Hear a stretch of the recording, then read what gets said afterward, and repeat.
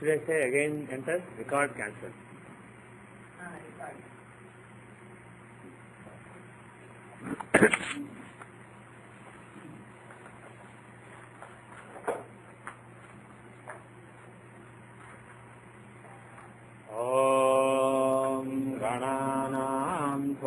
गणपतिं हवामहे कविं कवीनामुपमश्रवस्तमम् ज्येष्ठराजं ब्रह्मणस्पत आनशृण्वन्नोतिभिः ॐ श्रीमहागणाधिपतये नमः। ॐ वृषभं च शनीनां विश्वरूपमदाभ्यं बृहस्पतिं वरेण्यं ॐ तद्विष्णोः परमं पदं सदा पश्यन्ति सूरयः दिवीव चक्षुराततम् ॐ ऐं ह्रीं श्रीं क्लीं सौः जगत्सूर्यै नमः। ॐ श्रीं ह्रीं ज्योतिर्ब्राह्माय नमः। ॐ श्रीं ह्रीं मेधादक्षिणामूर्तये नमः। So everybody say after me, Hare Ramakrishna 3 times. Hare Ramakrishna. Om Hare Ramakrishna, Hare Ramakrishna, Hare Ramakrishna. Welcome back after a long gap. I did not get a chance to come here last weekend because last weekend we had several events at the temple, several homas, abhishekas, etc. So basically I was there at the temple throughout the weekend, so I arrived to come here. And thank you very much for the conference, the workshop, the SJC Boston workshop in Maynard. Thank you to all of you for making it a great success. It was very well done. Thank you very much. Now we will come back to our regular normal learning. Now after, I just now thank you, now I have to be strict. I gave you some homework. Who did it? Okay. Did everybody check? I told you to check the US Lunar New Year chart for this year and compare it with some old year. Which year was it? Does anybody remember it? Was it 1900? Okay. The year when there was a big hurricane that destroyed Galveston. Was it 1900? Okay. So I told you to compare the 2 years, the Lunar New Year chart of Washington DC, and see if there were any links. Did anybody do it? Nobody did it. What? Okay, excellent. Do it this week. The way you do it is, make a chart for Washington DC, go to the mundane tab, click on this Lunar New Year chart, then it will give you the Lunar New Year for that particular year. And then compare for 1900 sometime in March or April, the new lunar year started. Compare that chart with the current year chart and see if there is any link between them, because both the years there was huge destruction on account of water, on account of hurricane. This year several people died in Katrina, in the New Orleans area, Mississippi and then Louisiana area. And that year Galveston was basically almost destroyed. So go and compare. So this will be the last week. After that I will just answer it. So I'll give you one more week time. So next weekend we will take that up. So remember that homework. Any questions so far? On all the previous classes, any questions you can ask now.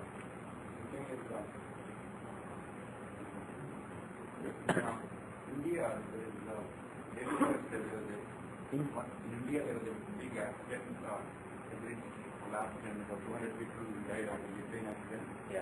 And yesterday morning also there was a big bomb blast. Bomb blast in Delhi. 100 people died. And the present position seems to be Saturn and Mars seems to be in 4 and 10 relationship. Right. So is that any indication of and suddenly following the lunar eclipse last week and solar eclipse following that, so just following the eclipse and this position doesn't have any bearing? Okay. So you want to understand what's going on in India, basically. If you want to see what's going on in India, there are several approaches. One is the lunar new year chart for India, when the lunar new year started in March or April, you can make a chart for it and see how this particular year is. That is one approach. But the advantage we have in the case of India is we have an accurate chart for India. When India became independent, we have a chart for that. Whereas for you, in the case of US, it's controversial exactly when US started existence as a different country. That is a little controversial. There are different dates given. So you have to spend some time finding the correct date and time. But in the case of India, we have a chart based on which we made a lot of successful predictions. So you can use that chart as a reference. So you can do both. So let us just see the independence chart of India instead of looking at the lunar new year chart. So let's say India, the data of India is August 15, 1947, midnight.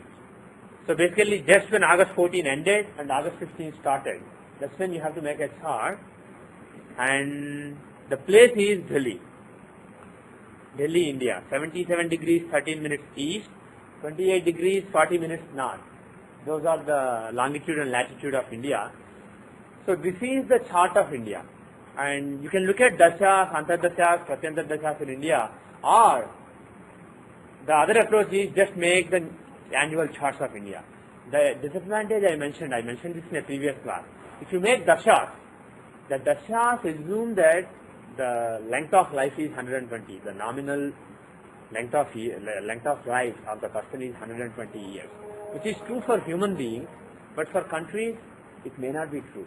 So the normal Vimshottari Dasha that we compute, where we divide 120 years of person's life into various phases and sub-phases, that may not be correct for country. For all you know, we may have to do 360 years. We don't know what that number is. It's not given in classics. Only for human beings they gave that number. And actually, if you look at classics, the expected length of life is also given for some animals. For elephants, this is the length. For dogs, this is the length. Like that, sages have given those numbers for various animals.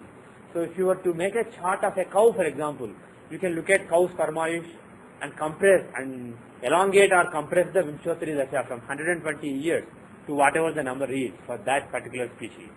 If you are looking at a fish, you can take the expected maximum length of life of a fish and change the dashas from 120 years to some other number. So if you want to use these dashas that were taught by sages to apply them to various animals, there are some guidelines you can use. But in the case of country like India or US, what is the expected length, the Parmayush, expected longevity of a country? It's not really clear looking at the classics. So if you use normal Vimshottari Dasha, the Dasha that you use for human beings in the chart of India, it is a little controversial. It is a little suspect also. You can't be really sure that you are doing the right thing. And there are great astrologers who use Dashas. Vimshottari Dasha in the case of India, they just assume that India is basically a human being, has a lifespan of 120 years, and then they use the regular Dashas and keep reading. But in my opinion, like I mentioned in a previous class, it's very suspect. The theoretical foundation behind that practice is highly suspect. So until we know how to find the Parmayush of a country, instead of 120 years, what that number should be, 1000 years, we don't really know. So best approach would be to use the annual chart. Every year there is a new beginning. That approach will work whether you are talking about a country or an institution or a human being. So if you just use the annual chart of the year in question, you can be confident. Even if it's a country, you can use that. So that is something that you can do. If you want to see what are the possibilities for India during this year or during this month, you can look at that particular chart. So we'll go to Tithi Pravesha, and for 2005 we will see. Click on 2005. So this is the current year's chart. The data for those who are listening to the audio is August 3, 2005, 3:48:45 a.m. Indian Standard Time, Delhi, India. So if you look at this chart, the dasha that goes along with Tithi Pravesha, as all of you know, is Tithi Ashtotri Dasha. So if you look at that dasha, what is the dasha India is running right now? When did all these, you were talking about all these accidents that happened. This is basically, a few days back. So it is Venus dasha. Is Venus capable of causing any destruction?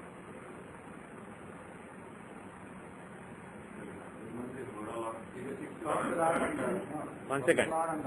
Okay, so first thing first, Sriram asked a question, who is the Hora Lord? Who is the ruler of the year? If you make a Tithi Pravesha chart, always look at this Hora Lord. The Hora Lord is shown as Sun. So at the time the new year started for India, the Hora running was that of Sun. So Sun is the ruler of the year. He is like the king during the year. So keep that in mind. Now, what are the possibilities during Venus Dasha? Can Venus bring any disaster? Is it possible? He owns the 12th house. Okay, so what does 12th house show? 12th house shows some losses, some compromises that you make, and dealing with some faraway countries, some secret deals, etc. So Venus can actually bring some secret deals with other countries. Those things are possible. But why disaster? Why death? Death and destruction. What brings it? Yes. Never forget Arudha Padas. I told you several times, but this is worth repeating in every class. If you look at houses, they only talk about intangibles. The tangible manifestations of those houses are always reflected in the Arudha Padas. The Arudha Padas are very important. Like I said in the previous class, just look at the words Bhava and Pada. The Sanskrit name for house is Bhava. Dvitiya Bhava, Tritiya Bhava, like that you say, second Bhava, third Bhava, fourth Bhava. The Sanskrit word for Arudha Pada is Pada. We say, Parasaraj just says Pada, Pada of the house. Pada literally means word, symbol. Bhava literally means a concept, a thought, a meaning of a word. So, the houses are like meanings, and the padas are like words that express it. So, if I want to express a particular meaning, concept that is in my mind, it is only in my mind. I can't express it to you. You can't see it. You cannot feel it. Whereas when I use a word to express that meaning, that concept that is in my mind, you understand what I mean. Of course, you may not understand it fully. You may understand it only to some extent. But that is our only way of communication. Similarly, if you say somebody's happiness, it's an intangible. Just like the concept in my mind. It's an intangible. So it is seen from bhavas, from houses. Whereas, if you see somebody's car, somebody's computer, a particular disaster that happened in a country, somebody's accident, these are all tangibles that you can see. So all those things that you can see, feel, hear, touch, these tangible things are from the padas, from the Arudha Padas. So that's a very clear distinction that should be drilled into your brain. So whenever you are looking for intangible aspects relating to a particular house, look at the house itself. If you want to see the tangible manifestations of that house, clear things, then look for the pada. So, A8 in the chart, in the Jagannath Hora, that is the Arudha Pada of the 8th house. A of anything. A4 is Arudha Pada of the 4th house, A2 is Arudha Pada of the 2nd house. I may be going slowly and covering some of the previous things again because we have a few new students. I will still be assuming that they are up to speed, but some of the basic things I will be mentioning here and there. So bear with me, those of you who are already experts in all this. Just bear with me. So, A4 is the Arudha Pada of the 4th house, A2 is the Arudha Pada of the 2nd house, and A8 is the Arudha Pada of the 8th house. And as you know, 8th house is the house of death. Death and longevity, both. When it is strong, it shows life. When it is weak, it shows death. So 8th house is the house to see the length of life. It's a very important house. And the Pada, the Arudha Pada of 8th house, which is denoted as A8 in the software, that is called Mrityu-pada. The name in Sanskrit for that is Mrityu-pada. So if you see any planet associated with that particular Arudha Pada, they can bring some death. I'm not talking about some suffering that you cannot see. If you just say somebody is suffering, death-like suffering, that is an intangible. But if you are saying something really happened, like a train was destroyed or some people died in a train accident, or there was a blast and some people died, you are talking about a tangible event. So you are not talking about 8th house, you are talking about A8. Whereas if you say the whole country is suffering, people are insecure, people are anxious about something, then you are talking about 8th house, because you are talking about an intangible. You are talking about a feeling of the country. You don't have something tangible to show it. Then it's the 8th house. Here we are talking about A8. Venus has ownership of the A8. Not only ownership, he has an aspect on it. Just to refresh you, any house is basically like a project. if you give the analogy of what happens in a corporate world, if you look at a house as a project, the lord of the house is like the manager of the group who's working on that project. And the planets who are in that house are like people in that group who are working actively on that project. And people having argala, grahas having argala on that house, they are like people who have a significant role to play in that particular project, who may be from other groups, but they have a considerable role to play in that particular project. And if you see planets who have a Rashi Drishti on that house, the sign aspect, those are akin to people who have some role to play, may not be a significant role, but some role to play. And if you see Graha Drishti, planets having Graha Drishti on that house are akin to people who have a desire to contribute to that project. This is the analogy. And if you see Venus here, what is his role on A8? He is the lord of A8. So he is the boss basically, and he has a Rashi Drishti on it. If you see Venus, he is in a fixed sign and A8 is a mobile sign, so he aspects it. So there is a sign aspect. So Venus has a permanent influence on A8. He owns it. Not only that, he has Argala. Any house has Argala from the 2nd, 4th and 11th houses from it. These are the primary Argalas. From that house, take the 2nd house, 4th house and 11th house. Any planets in those houses, they have Argala on that house. Argala means intervention. They intervene in the affairs of that house. So here Venus has multiple influences on A8. So when Venus Dasha comes, he can give A8 to that. So he can give a tangible destruction. Now, yes. You're interpreting it as destruction. A8 is interpreted so. Brilliant, yes. 8th house is not just destruction. 8th house is sudden gain. So exactly, you are right. You are right. Because I know it, I am just justifying it. If I was making a prediction ahead, just because it's A8, I can't be confident and say, oh, there is a lot of water-related destruction. I can't say that. That is one possibility, A8 involvement, and also Venus is a Jalatattva planet. If Venus or Moon give any destruction, it may have to do with some water. Or Venus also shows patriotism and passion. Venus is the Karaka for patriotism and passion. So the destruction may also have some patriotic, some passionate element. Somebody may be patriotic and he may do something out of that patriotism which is actually bad for the country. Or somebody may be a patriot of some other country, and for that country they may come and act in India and destroy India. So if you see Venus, Rahu, Ketu, these planets, it can show some terrorist activity, that kind of activities also. Or some people with strong ideas. Venus is basically Parashurama. Venus shows people who have strong ideas and very passionate about those ideas. So that kind of destruction is also possible. So this is one possibility. The other possibility is some sudden gain. 8 also shows. 8th house is changes, big changes. Either destruction or suddenly you did not expect something. You inherited a lot of money. If you see a natal, of course India will not inherit any money from anybody, but if you see a natal chart of an individual, if you see A8, it can also show a sudden inheritance. 8th house shows sudden money that comes either by lottery or by inheritance. Suddenly somebody, you find out, oh, I had a great grandfather's son-in-law, somebody who liked me, so he gave me $1 million. You never expected it. Suddenly a lawyer sent you a notice saying you have to come this day to get these many $1 million. That will be nice how this happens. So that such a thing is also possible. So that also is shown by the 8th house. So A8 can be that kind of inheritance or winning a lottery also. So that is also possible. So how do you know for sure? He also lost A4 and that is in this one. So He lost? he lost A4 also. Yeah. A4 and A4. Okay, now, what is the meaning of A4 in the 12th house? What is A4? A4 is tangible. What is 4th house? Tangible. 4th house is Sukha, comfort, peace, happiness. And what is A4? Tangible manifestation, in a way you can see, of the happiness and comfort and peace in the country. That is going in the 12th house. Is it good? If any Arudhapada is in the 12th house or 8th house from Lagna, is it good for that Arudhapada?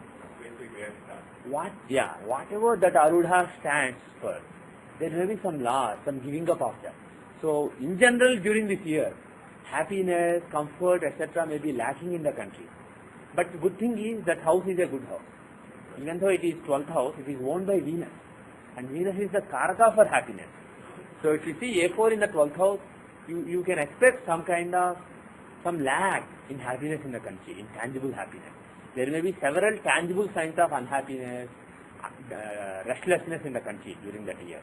But at least it's a Venusian sign. It's not a Martian sign or Saturnian sign. So it's not that bad. So that is also possible. But still, that doesn't tell you that there was a destruction and people died. What is the house that shows death? If you see a human being, Narayan, actually you keep quiet for a while, okay? I want other people to speak. Sorry. So, if you see any human being's chart, if you want to see how the person dies, in what circumstances, what place, you want to draw some conclusions about the death, the manifestation of death. What is the house you see? Right. The third from Arudha Lagna is the house according to Gemini, which shows the death. Also the third from Arudha Lagna in Shashtyamsya shows how death happened in the previous life. Like I said previously, based on it there can be some phobias that develop. If you have moon in the third from Arudha Lagna in Shashtyamsya, you probably died in water in last life. There may be hydrophobia in this life as a result of a terrible experience in water towards the end of last life. So there can be hydrophobia in this life. Like that, the third from Arudha Lagna in Shashtyamsya shows how the person died in the past life and any phobias that come as a result of that in current life. And the third from Arudha Lagna in the Rashi chart, that shows how death is likely to happen during this life. What kind of circumstances will bring death. Looking at the place, looking at the sign, you can see what kind of place. If the, for example, Libra, the death may be in a marketplace or mall or some surrounding of a mall. If it is Gemini, it can be a garden or some place where there are a lot of trees. If it is Capricorn, it can be some kind of marshland, place where there are a lot of water, like that. So you have all those guidelines given by Gemini. So looking at the sign, you can say things about place. And looking at the planet who's in that sign and planets who are aspecting that sign, who have a drishti on that sign, you can say what kind of circumstances. Is it violent death? Is it a pleasant death? Is it a death where the person knew in advance for a few months that he may die during that time? What kind of death is it? That you see from the planets there. Now, the bottom line is, the point I wanted to make was, third from Arudha Lagna is important for seeing death. If the third from Arudha Lagna also associates with the 8th house or A8, then you can expect that sign to bring some death for that person. Death or death-like suffering for that person. If you see in somebody's chart, in a particular Tithi-Pravesha chart, let us say, a particular annual chart, you see the third from Arudha Lagna having A8. Or the Lord of third from Arudha Lagna, let's say, is in A8. You can say during that Dasha there will be some suffering, some death-like suffering. So, that is a giveaway factor here.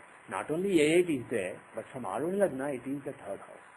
So that is one factor that shows you that the country will be suffering from death-like situation. But not only that, that is one thing that makes you think in that line. To confirm it even further, of course you have to look at divisional charts. So before we go to that, I thought you had a question.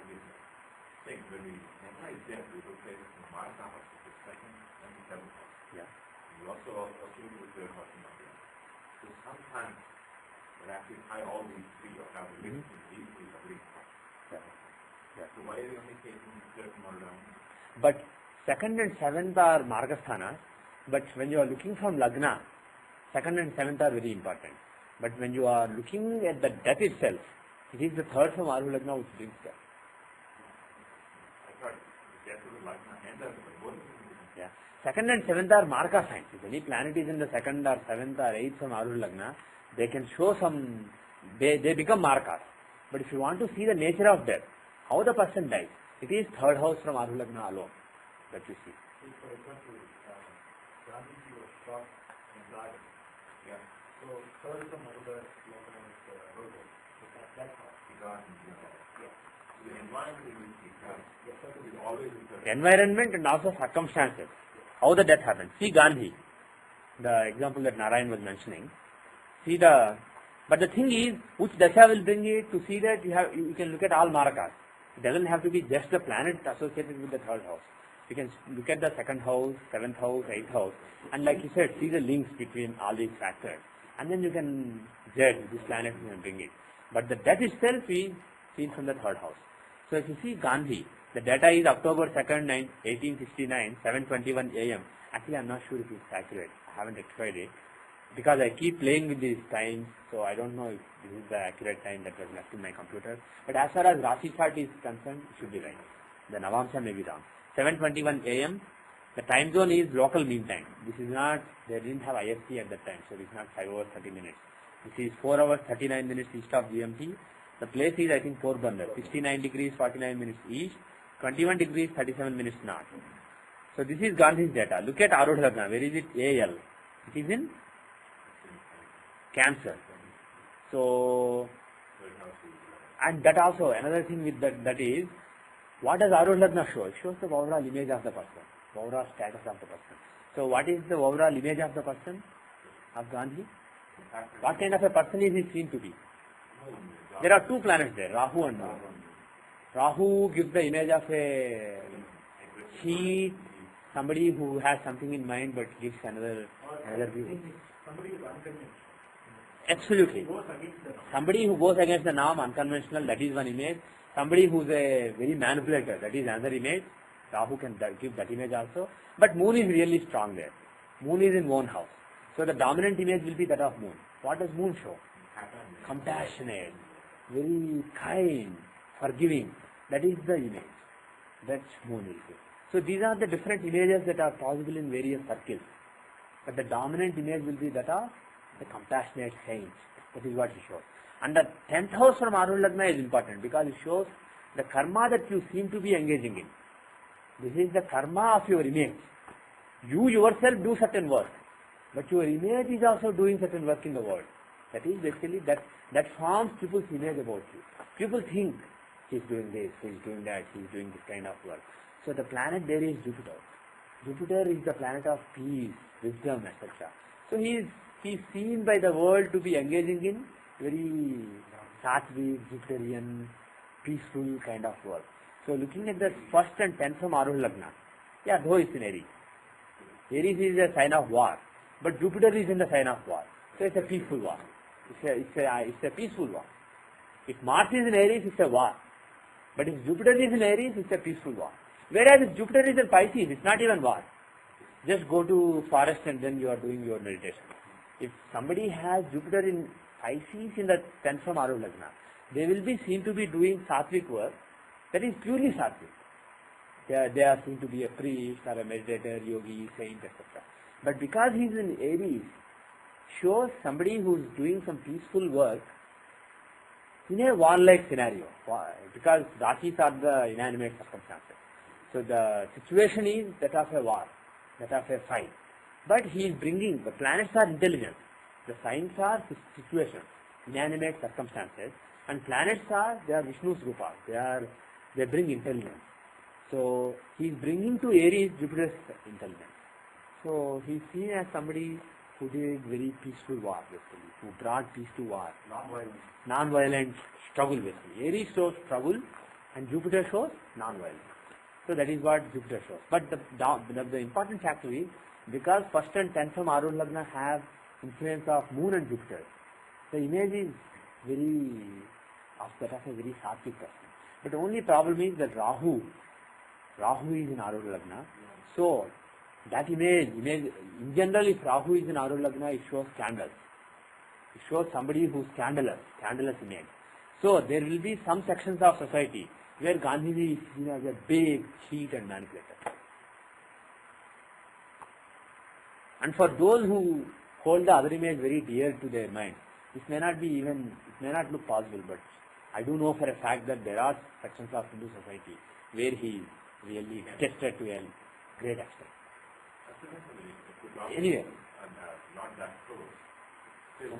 Yeah? Rahu is that being close enough. He is 14 degrees. He is 14 degrees apart. So first of all, he is not close enough to eclipse it. Second of all, who is strong there? Moon is in one house. Moon is in one house. So Still, that makes it strong. that makes him strong. So overall, you can say that Moon is really dominating rather than Rahu. And just quickly, we will come back to the third from Arudha Lagna. That is how we came into this chart. Before we come back, I just want to see how much you remember. What is the dasha you should use for Mahatma Gandhi?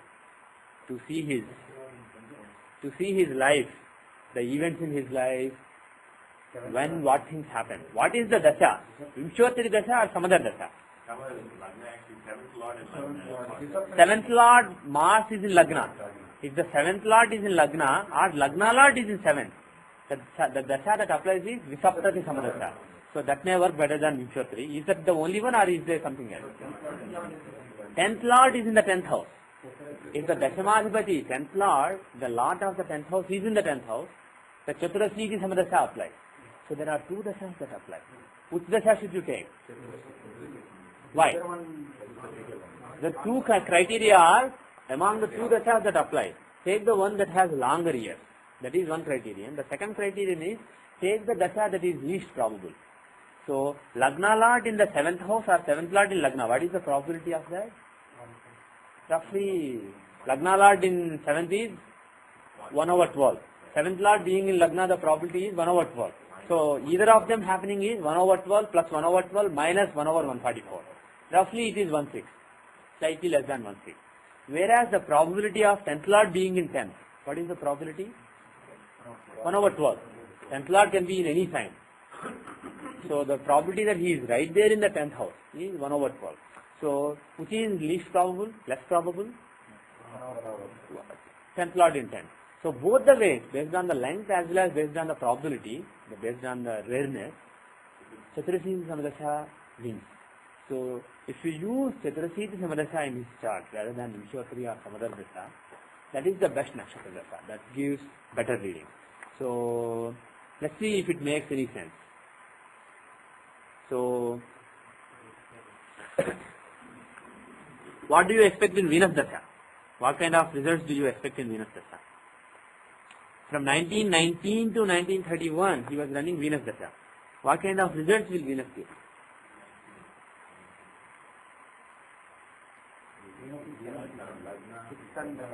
Venus is in Lagna, in Rashi chart. In Dashamsha, where is he? He is in the 7th house, giving strong desires, and he is the 6th lord of fighting. Pardon me? Service. 6th lord of service and also 6th lord of 6th is the house of enemies, fighting, etc. To see his career, what kind of karma he does during that dasha. So Venus is the planet who shows hard work, suffering, and then struggle in his career. But look at the 6th house. Which are the arudhas that are there in the 6th house? A10. What is A10? It is the tangible work that you do. The actual work that you do that people can see. So it is also called Rajyapada.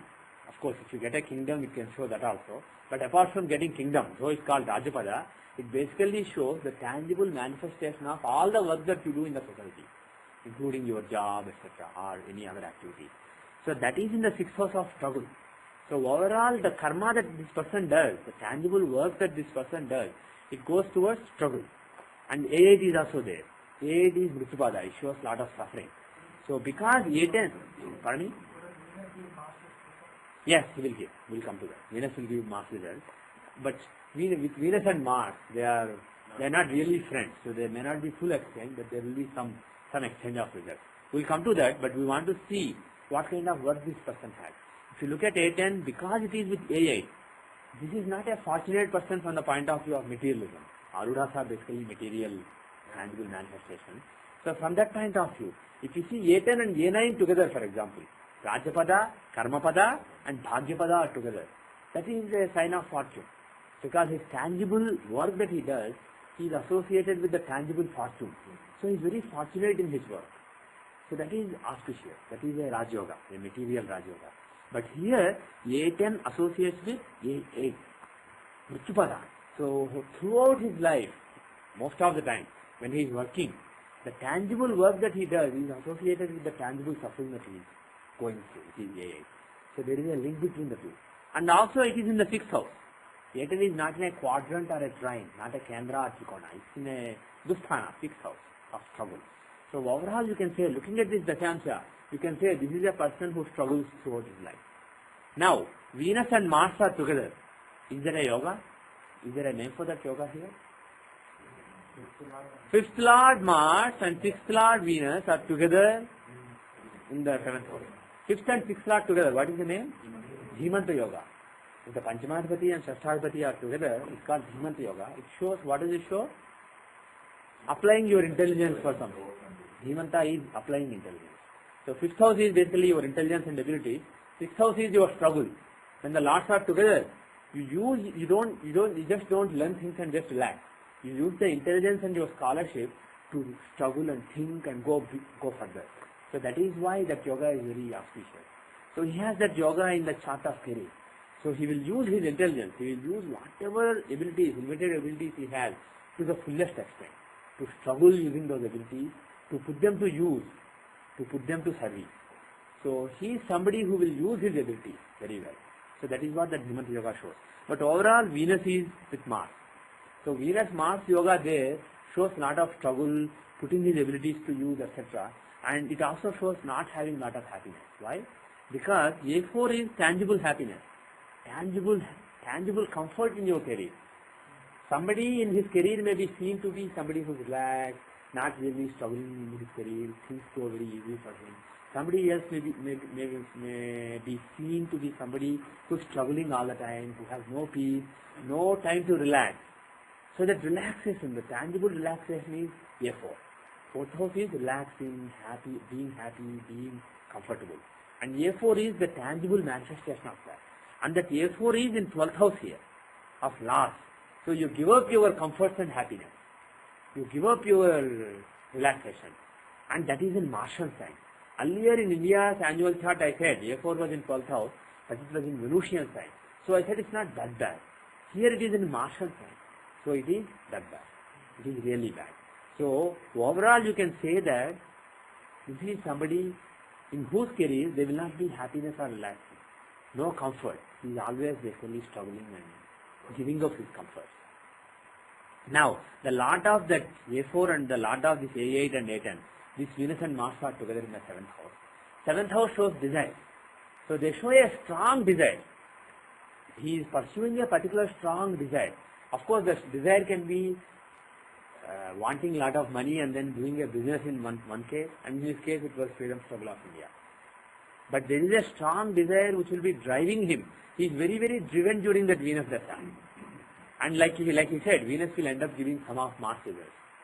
But if you look at both Venus and Mars, it shows a lot of struggle, lot of fight, etc. So all that happened in Venus Dasha, 1919 to 1931, it was a period basically of struggle. But look at the next Dasha.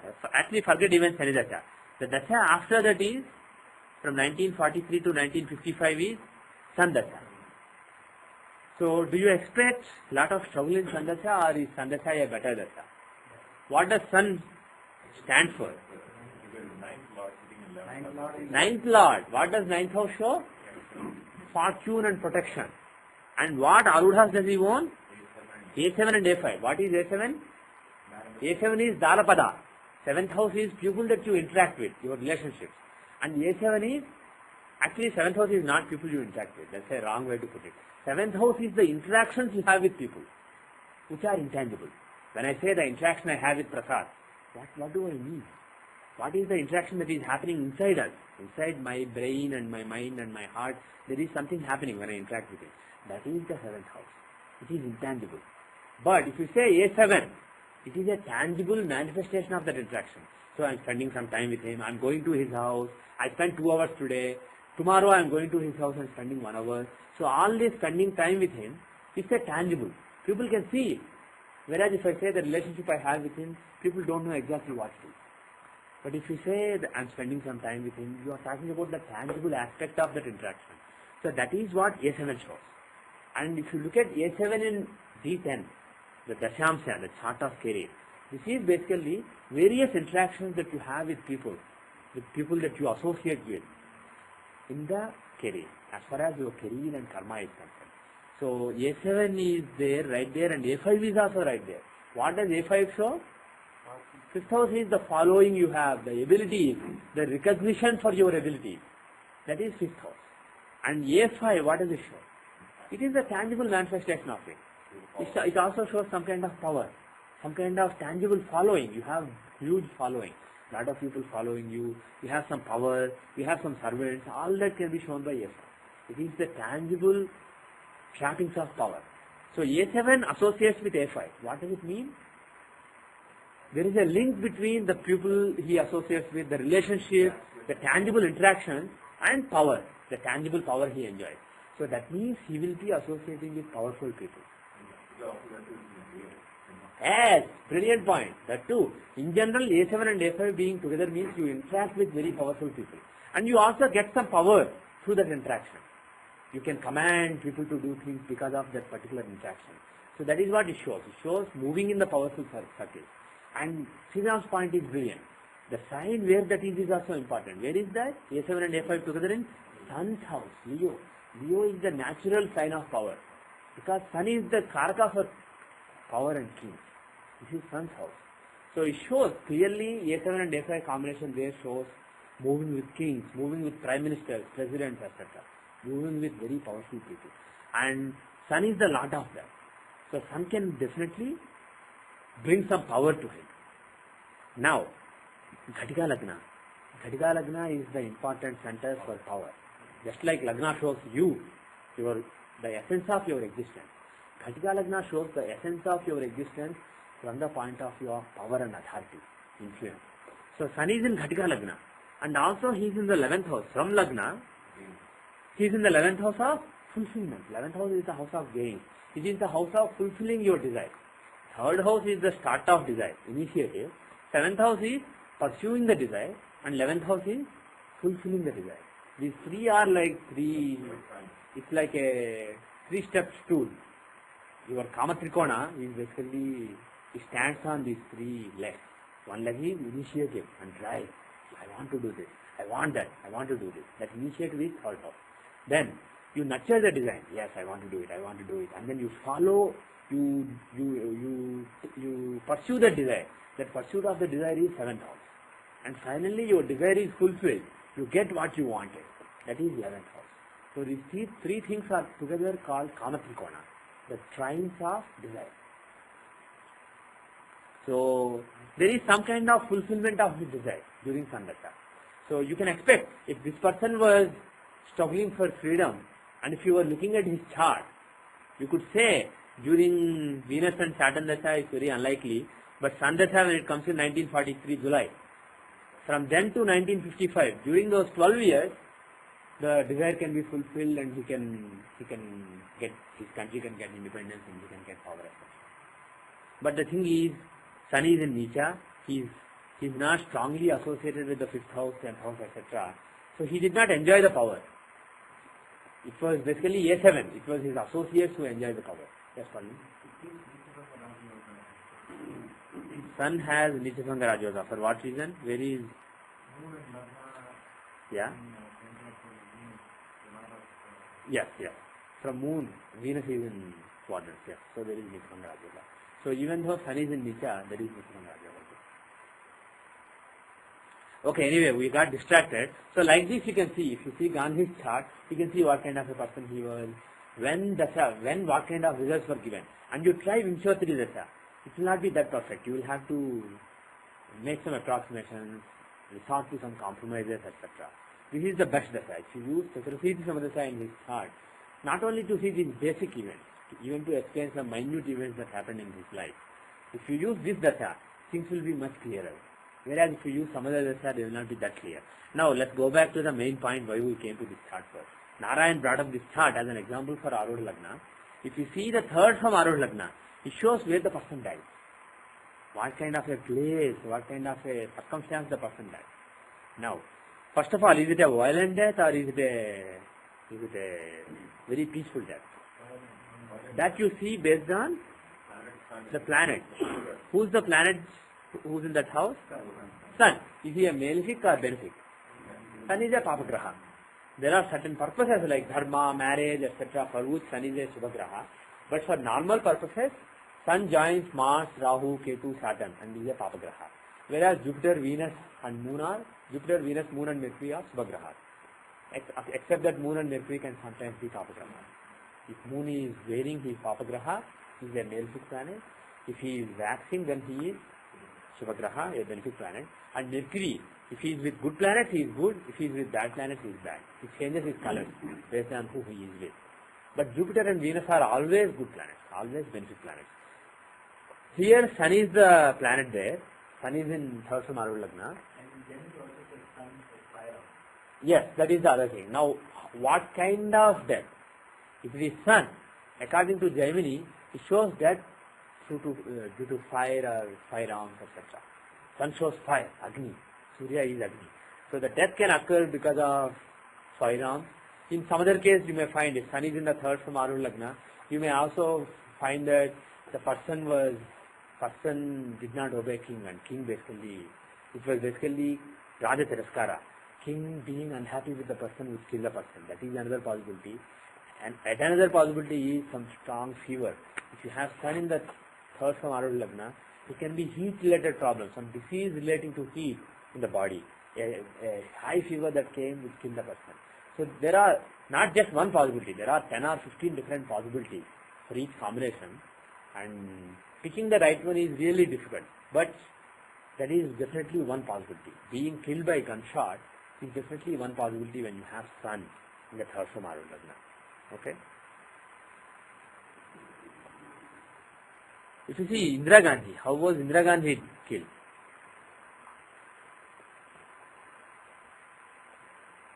Where is her Arul Lagna?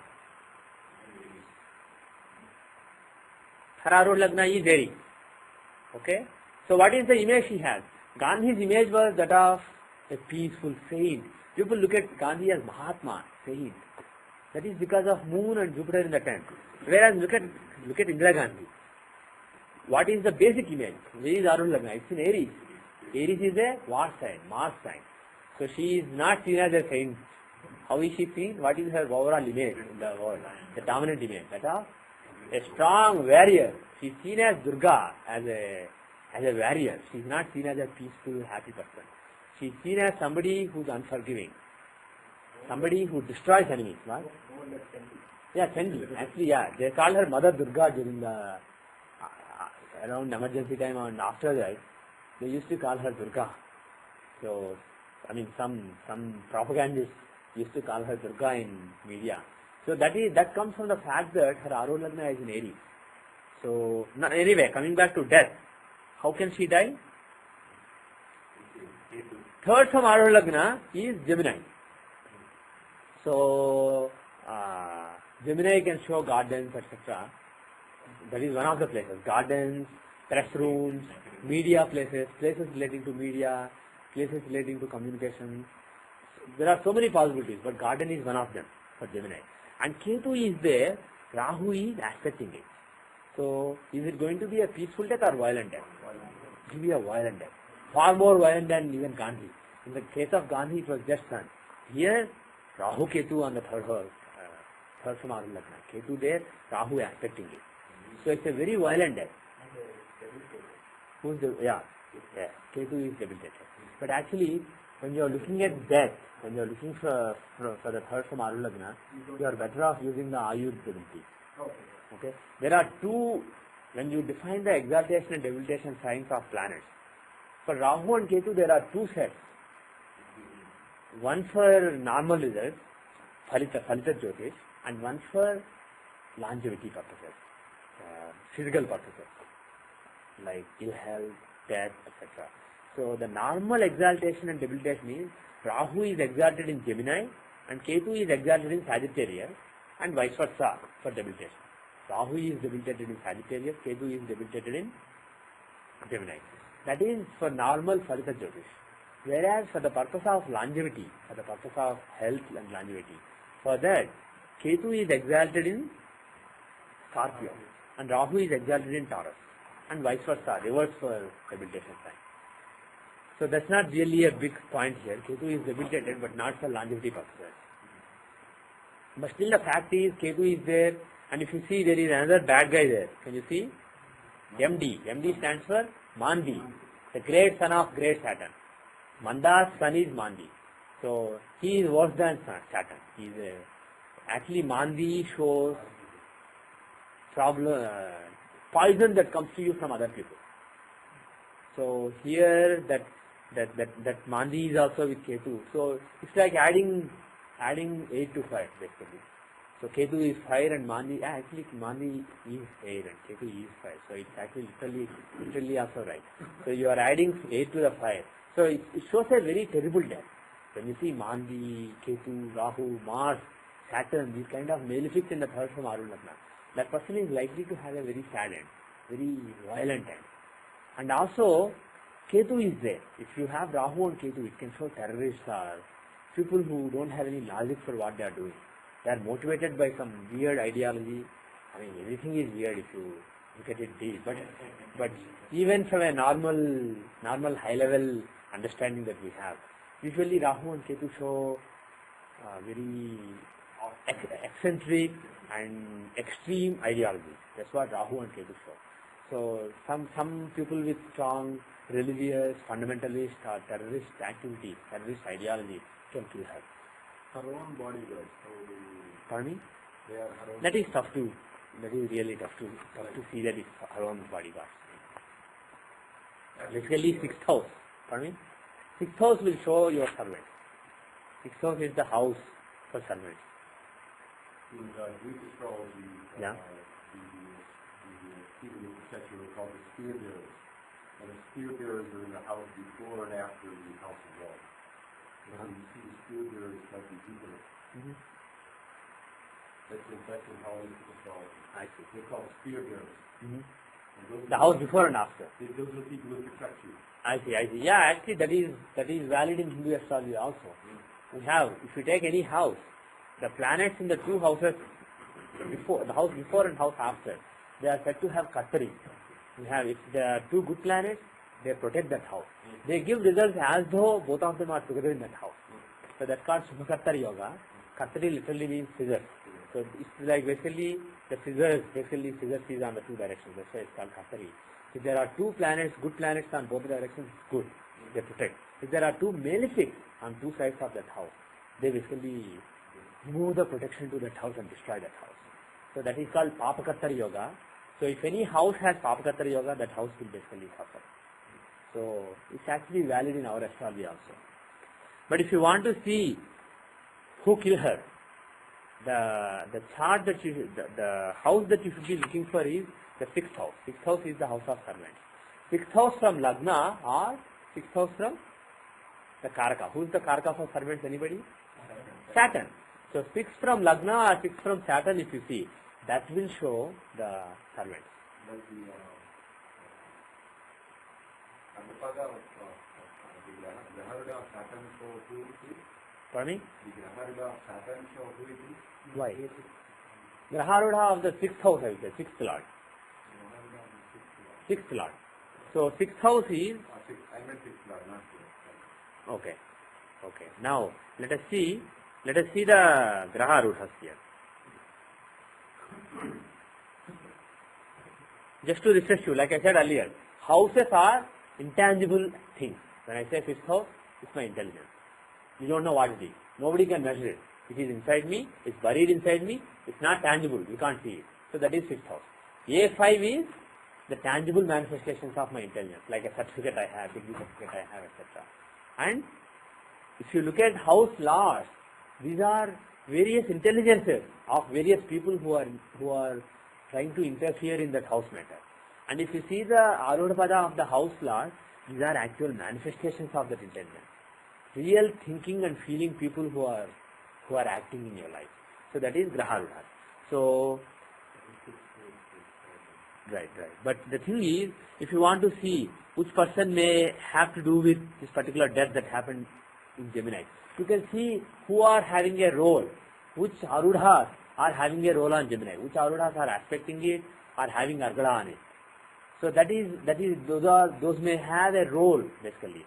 So here if you see who can get her killed, so there are several possibilities: L6, L3, L11, L1, L8, L7. So these are all having Argala on the third house from Arun Lagna. So it can be one of the people. And L6 is there. So it is a possibility that it is a servant.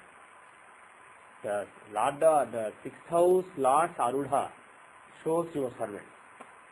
So that is a possibility. So this way you can justify it, but you could not have predicted it.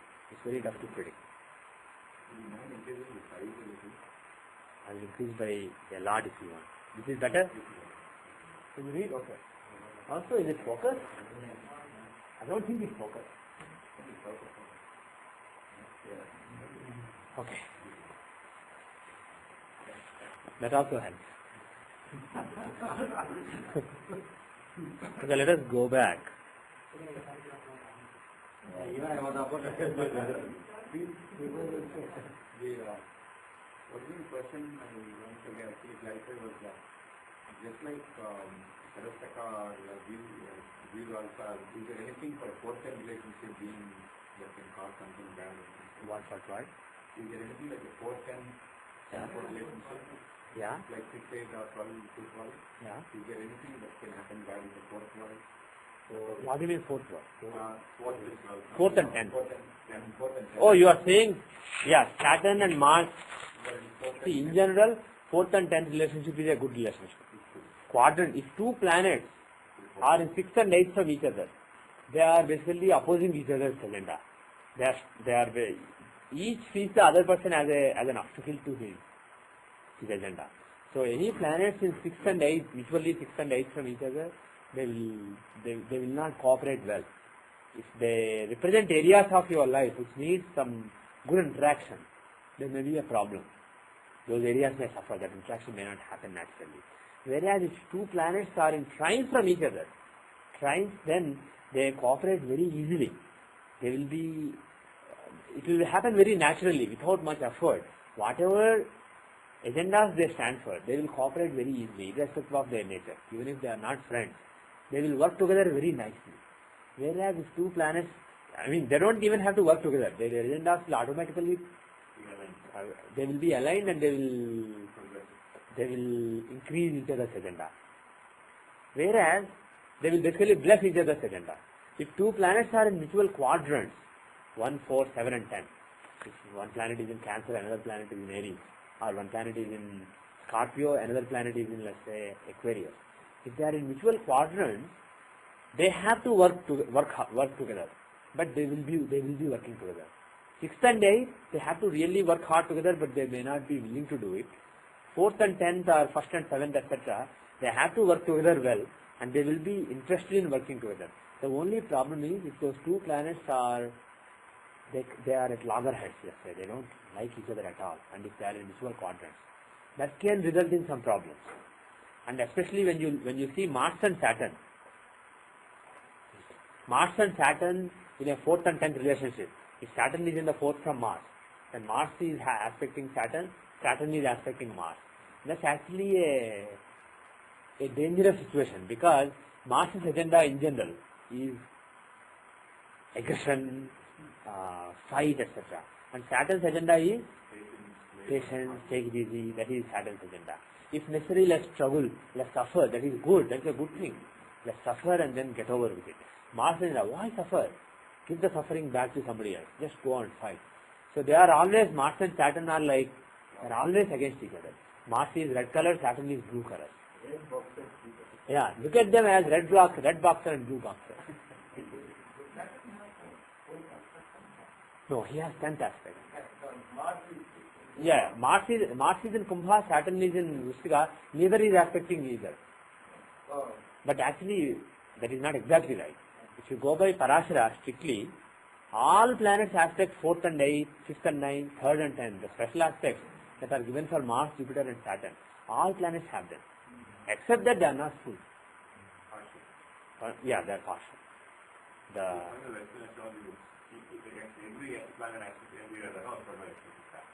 Yes.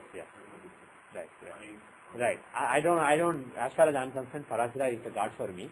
So for me, the aspects are 7th house, all planets aspect in full.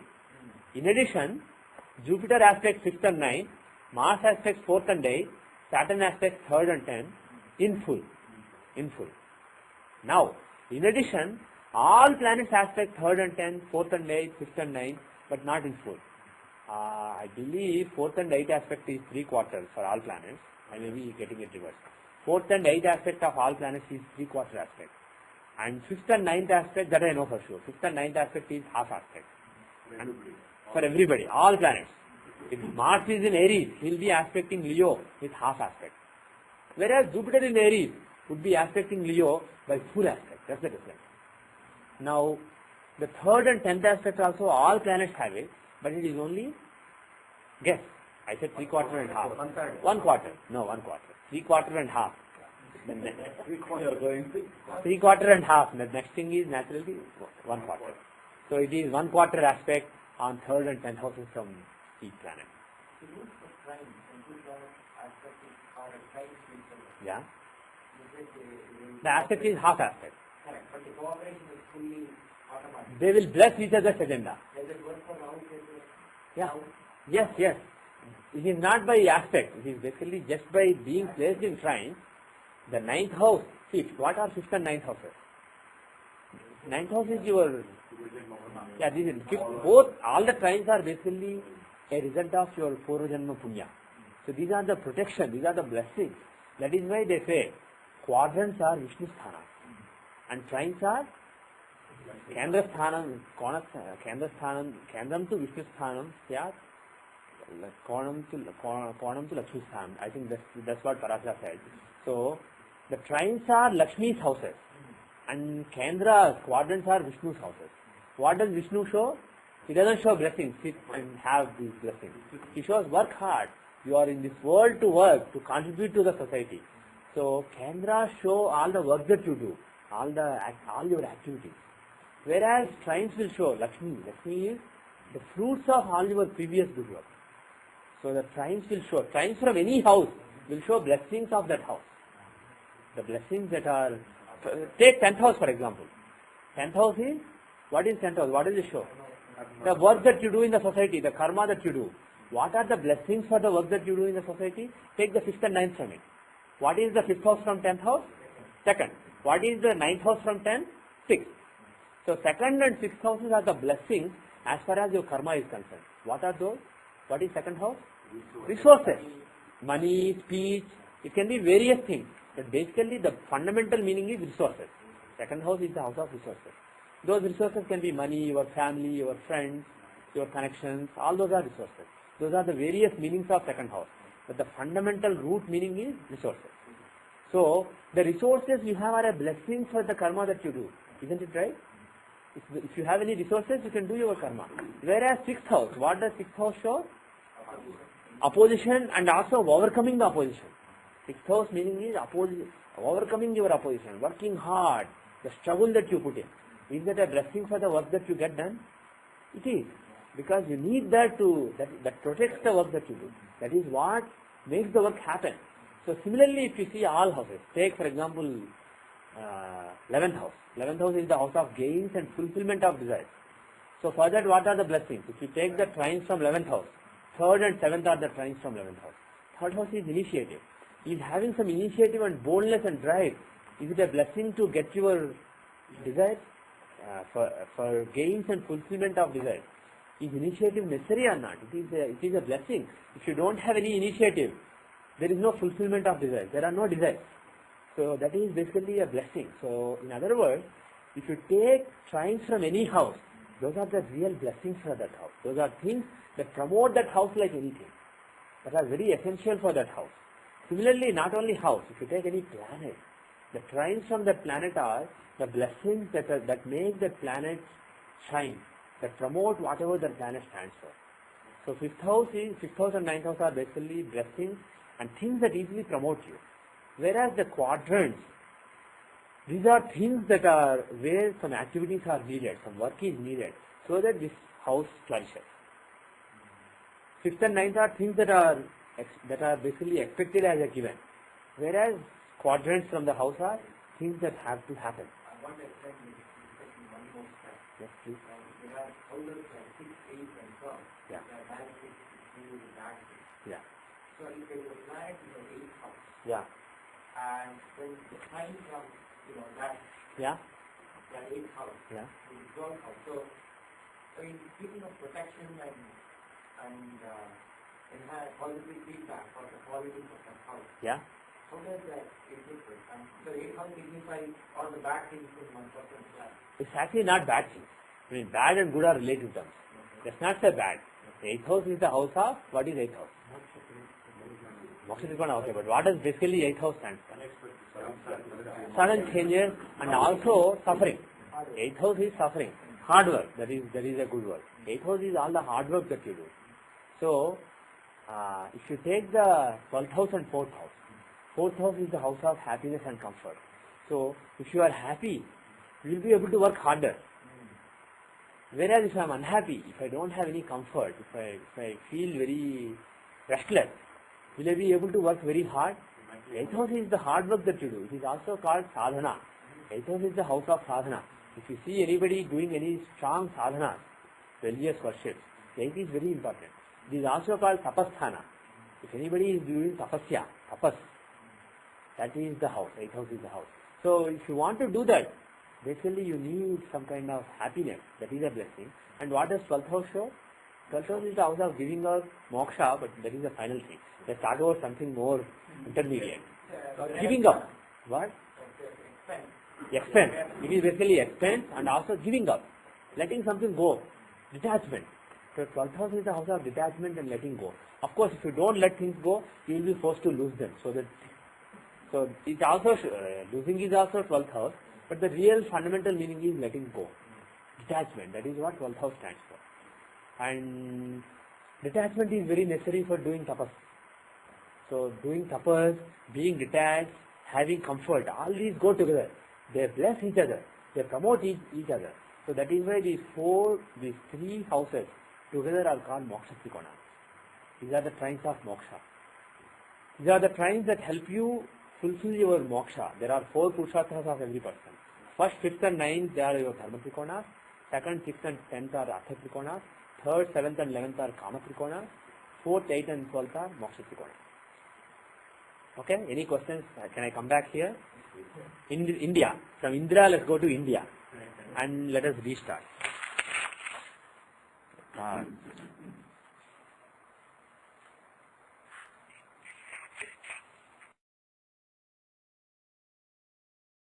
Okay, let's go back to India's current year chart. August 15, 2000. Oh, what am I doing? Just open India's chart. Yeah. So we were looking at India's current New Year chart. We were saying that what happened to Arul Lagna? Yeah. We said that A8 is in Libra. It's also the 3rd from Arul Lagna. So we said that being the lord of that house, Vrichpada, and also 3rd from Arul Lagna, Venus can give some destruction and some loss of life, some considerable destruction. Because for a country like India, people are dying every day. So many people. Compared to these few people who died in these accidents and also bomb blasts, the terrorist activity, there are more people dying every day anyway. But the thing is, this is what comes in the news. This is the tangible manifestation which sits in people's minds. That is why this Arudha is important. That is why it is seen by the Arudha of the 8th house. Whereas there are so many people dying every day. But it's because it's not tangible. It's not a tangible manifestation. You don't even care about it. Whereas if an accident happens and 100 people die, you know about it. So that is it's a tangible. That's because any accident or like this or blast or something like that, it's not a natural thing. Yeah. Natural death or something you don't notice. Yeah. Whereas sudden death will certainly comes to highlight. Right. Apamrityu, yeah. Also, because it's in Libra, Solar. Yeah. It is in market. Yeah. Yes, absolutely. Now, somebody brought up the point of Apamrityu. Who said Apamrityu? You? Yeah. This is basically Apamrityu. Mrityu is death. What is Apamrityu? Unexpected bad death.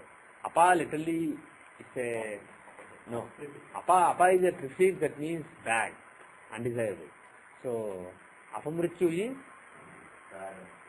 a bad, unexpected, sudden death. So if somebody dies in a mishap, you see there in their annual chart, you look at their Apamrityu Sahamam, right?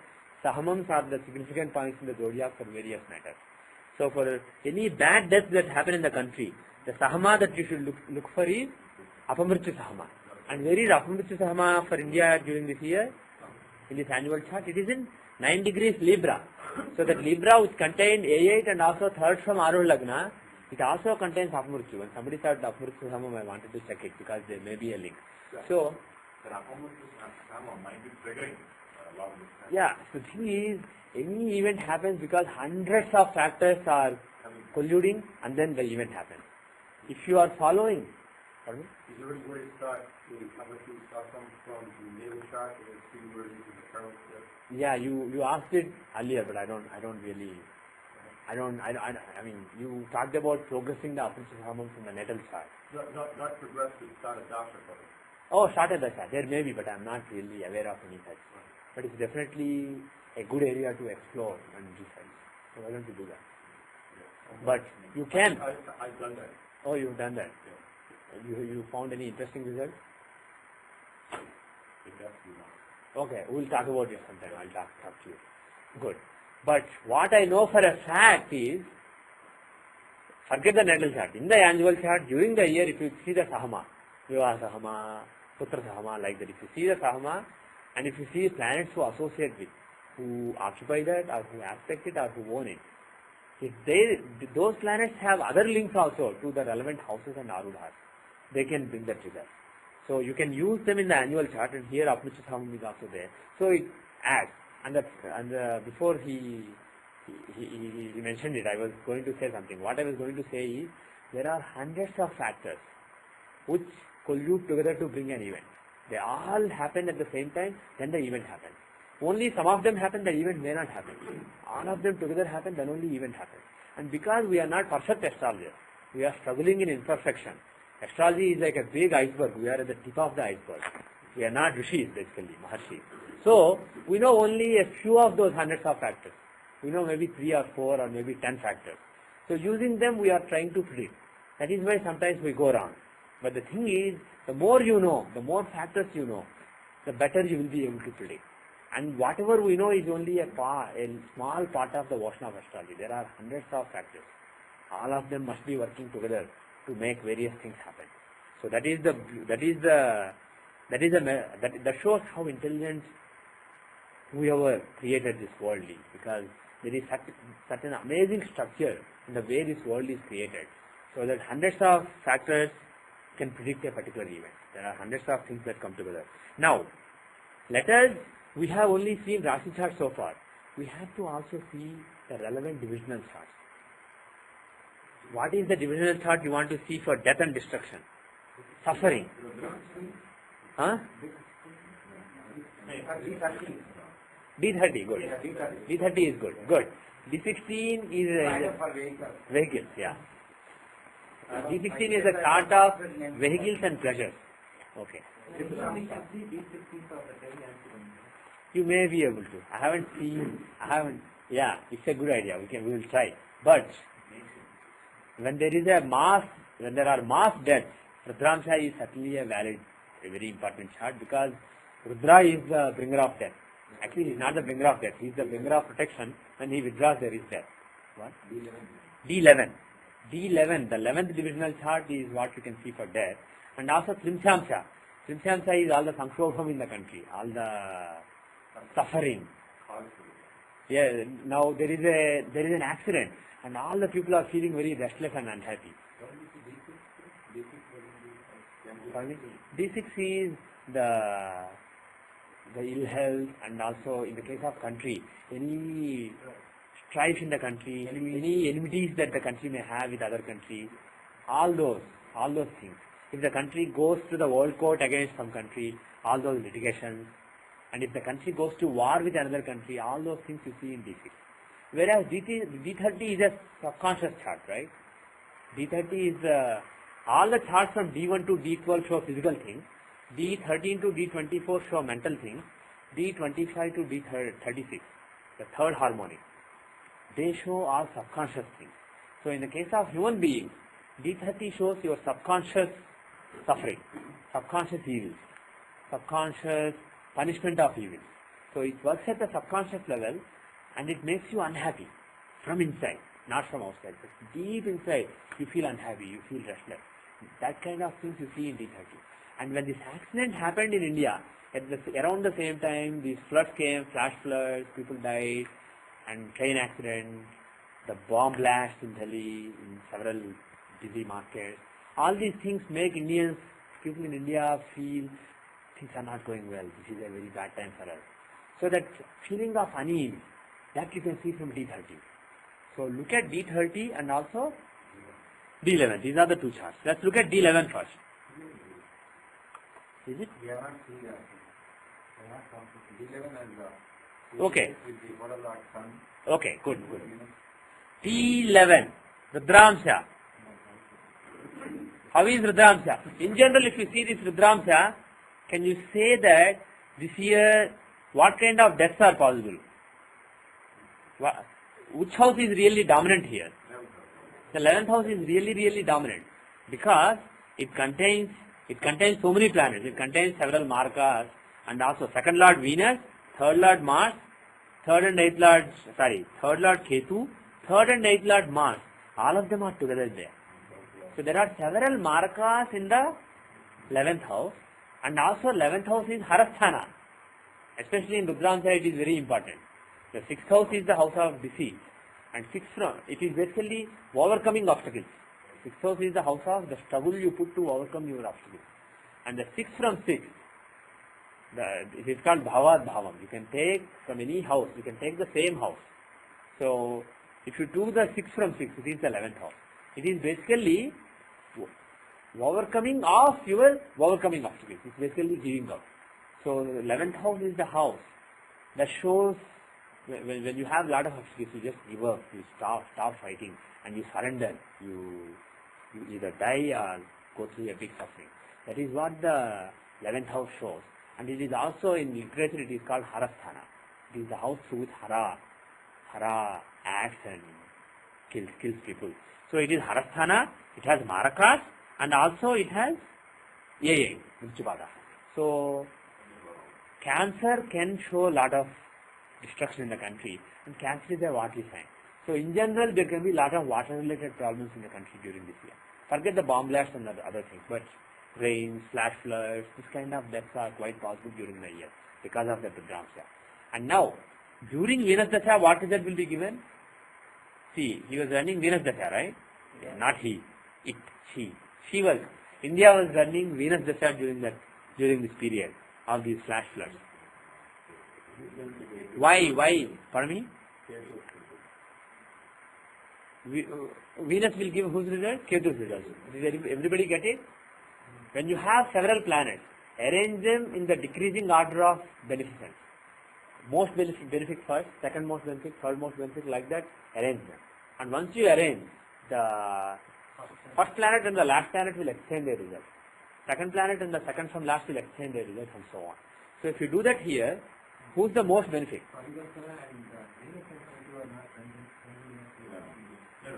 Who said Venus and Ketu are not friends? You are guessing that. Why do you guess so? No, Venus, Saturn, Mercury, and Rahu, they can exchange. Even Ketu very much belongs to that group. Yeah. Ketu loves Venus and Saturn. They are his best friends. Venus and Saturn. There is also Parivartana. Yes, there is a Parivartana. There is a Parivartana between Moon and Venus. Yes. But let's say, if you ignore that Parivartana, if you say Venus will give Venus results, whose results will Venus give? Ketu's results. Because if you arrange the planets, the order is Venus first, and then Sun, and then Mars, and then Ketu. And even if Venus is acting as though he was Moon, still the position will not change. Venus and Moon are both more benefic than Sun. So you put Venus or Sun at the top, then Venus or Moon at the top, then Sun, then Mars, and finally Ketu. So during Venus Dasha, you will end up getting the results of Ketu. Yes, Narayan. Mars is debilitated, so Yeah, it's actually debatable whether Ketu is more malefic or Mars is more malefic. That's a good point. In general, we say Ketu is more malefic than Mars. But here Ketu is debilitated, he is Nita.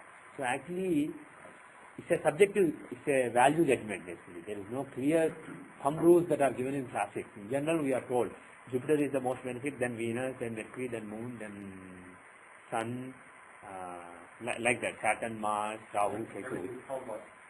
For me? They're all combust too. Yeah, they are all combust too, but that applies to everybody. Yeah.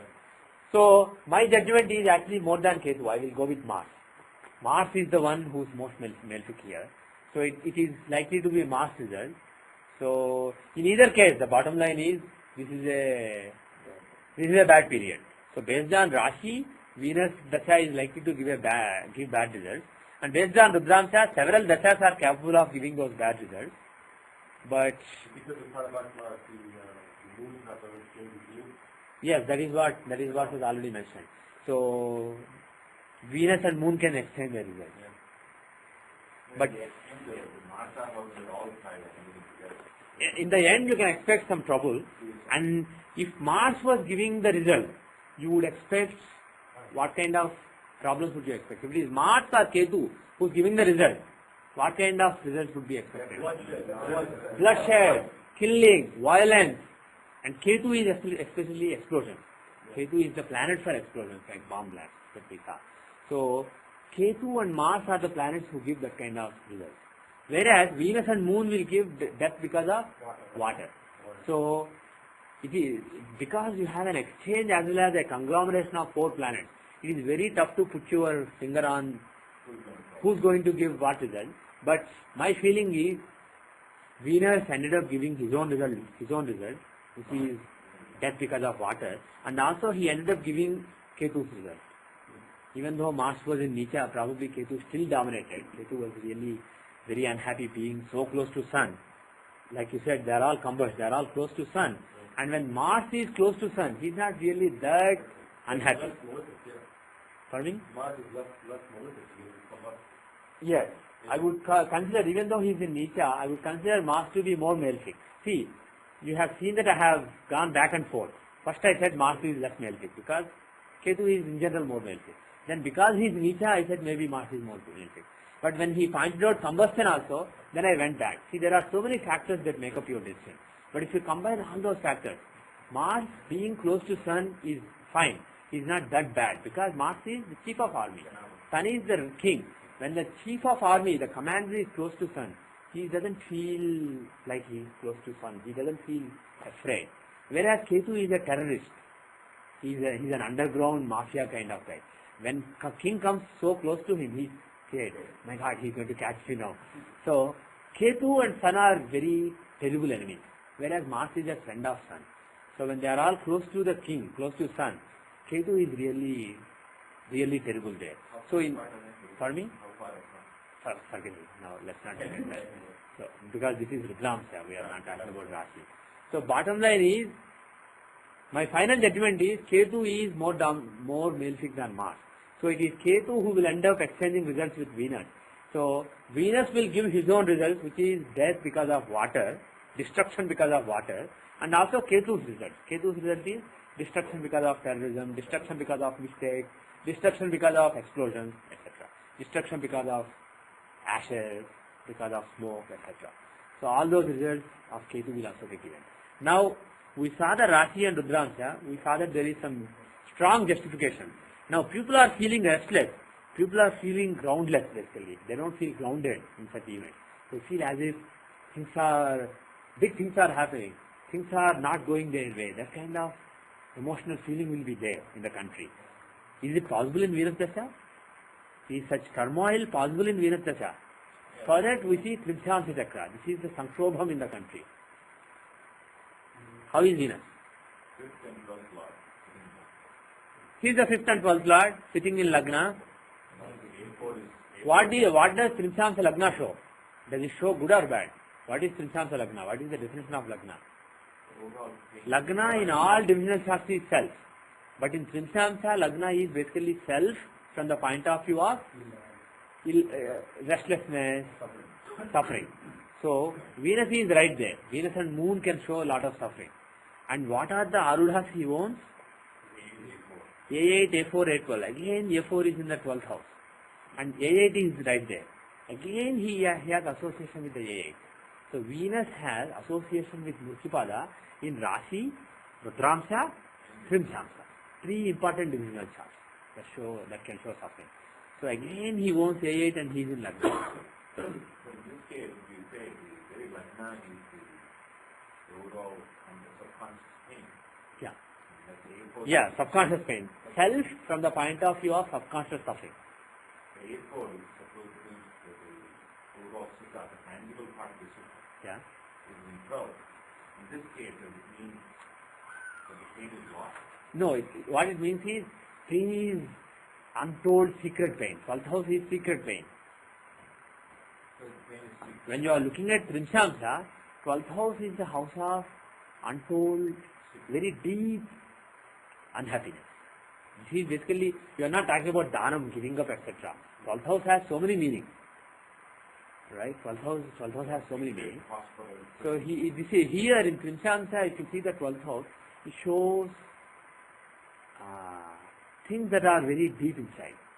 The suffering that is coming from very deep inside. That's what the 12th house shows. And you have Rishpada and A4 there. But the interesting thing is you have A4 and A8 together. A4 is the tangible comfort and A8 is the tangible suffering. So when those 2 Arudhas are together, in general during that, this is Trimshamsa, so we have to be very careful with what we say. It's actually not easy to understand Arudhas in Trimshamsa. No, we are just doing it. What is the exact meaning of, because we are talking about subconscious suffering. This is a chart of subconscious suffering. In that chart, we are talking about tangible manifestation. What does it mean? It's actually very dicey. It's not easy to understand at all and it's not easy to explain in words. So I will not even attempt. If you look at Rasi, Dashamsha, all those simple divisional charts which are at the physical and mental level, up to 24, they operate at the physical and mental level. In those divisional charts, physical and mental environment, looking at tangible manifestations of various activities is easy. But once you go to subconscious, from D24, D25 till D36, those charts will show subconscious existence. And if you go even higher, they show you not even subconscious, karmic level existence, supraconscious existence, that is coming because of karma from various lives. So that is even more tough to understand. When you talk about Arudhas there, it's very tough to understand. So let me do one thing. Let's forget that A8 is there. Let's forget the Arudha, because we don't completely understand their meaning. What is the manifestation of something that is coming out of a feeling that exists within you as a part of your subconscious existence? What is the manifestation? What does it mean? It's very tough. Let's leave it. But the bottom line is, Venus is in Lagna, Trimshamsa. He can show some from in the country also. And Moon can also show it.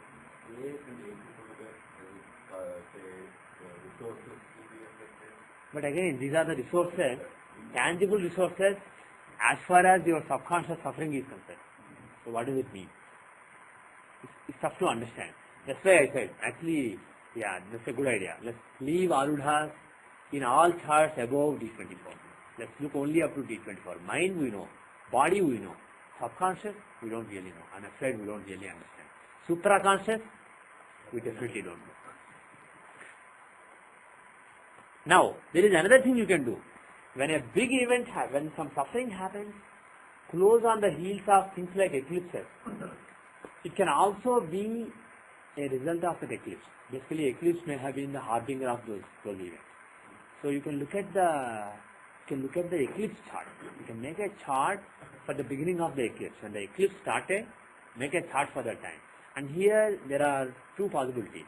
You can make a chart at the capital of the country, at the maximum eclipse point, or at the starting of the eclipse. You can do it at the peak eclipse or at the starting of eclipse. And I have done some study on this, some research on this, and my experience is the starting of the eclipse is more important than the peak. So try to look at the start of, in any case, if you just look at Rashi chart, most of the times they are the same. Let us, for example, look at Islamabad. Let us make a chart for, let's say, October 10th, 2005, 10 a.m., Islamabad. Islamabad is the capital of Pakistan, right? Good. Oops, not India. Oh, India also has Islamabad. Oh, I didn't know that. Pakistan. Oh, there are several Islamabads. Which is the capital that anybody know? Gosh. Let's assume this is the one. Is it supposed to be close? Yeah, I want to see the capital, to see the country. Rawalpindi is close by. Oh yeah, they are like Hyderabad, Secunderabad, Twin City. 73-33. So you have got some money. That's good.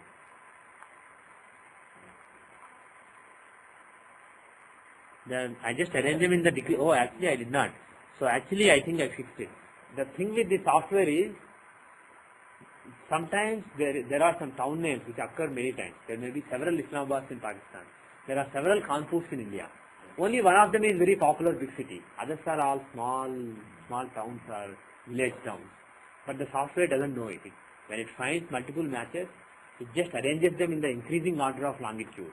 And then if longitude is the same, increasing order of latitude. And then it displays it. So you have to, when you find multiple matches, you have to know which one. You have to do it yourself. But for some popular towns, when people told me about this, I made sure that I broke the order and moved the right one to the top, so that even if you don't go through the list and find the right one is the most likely right one. Not exactly, but most likely right one is at the top. I did it, but for Kanpur I did not do it. I keep seeing mails from Vedic Astrology Yahoo Group from time to time asking the same question. So I'm not replying. But those who listen to the audio on the internet, please note this point. When you search for a city in the Atlas, in Jagannathwara software, make sure that you scroll and find out which is the right city if there are multiple matches. So I think for Islamabad, somebody pointed it out and I fixed earlier. That's why this one is at the top. Pardon me? Right now it's not possible. Yeah. But that can be done. You are a software engineer? Yeah. I will make this open source very soon. So you can take up that feature.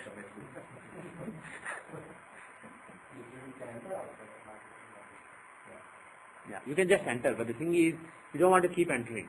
If there is a small town that he is from, all people that he knows are from that small town. It's not in the software.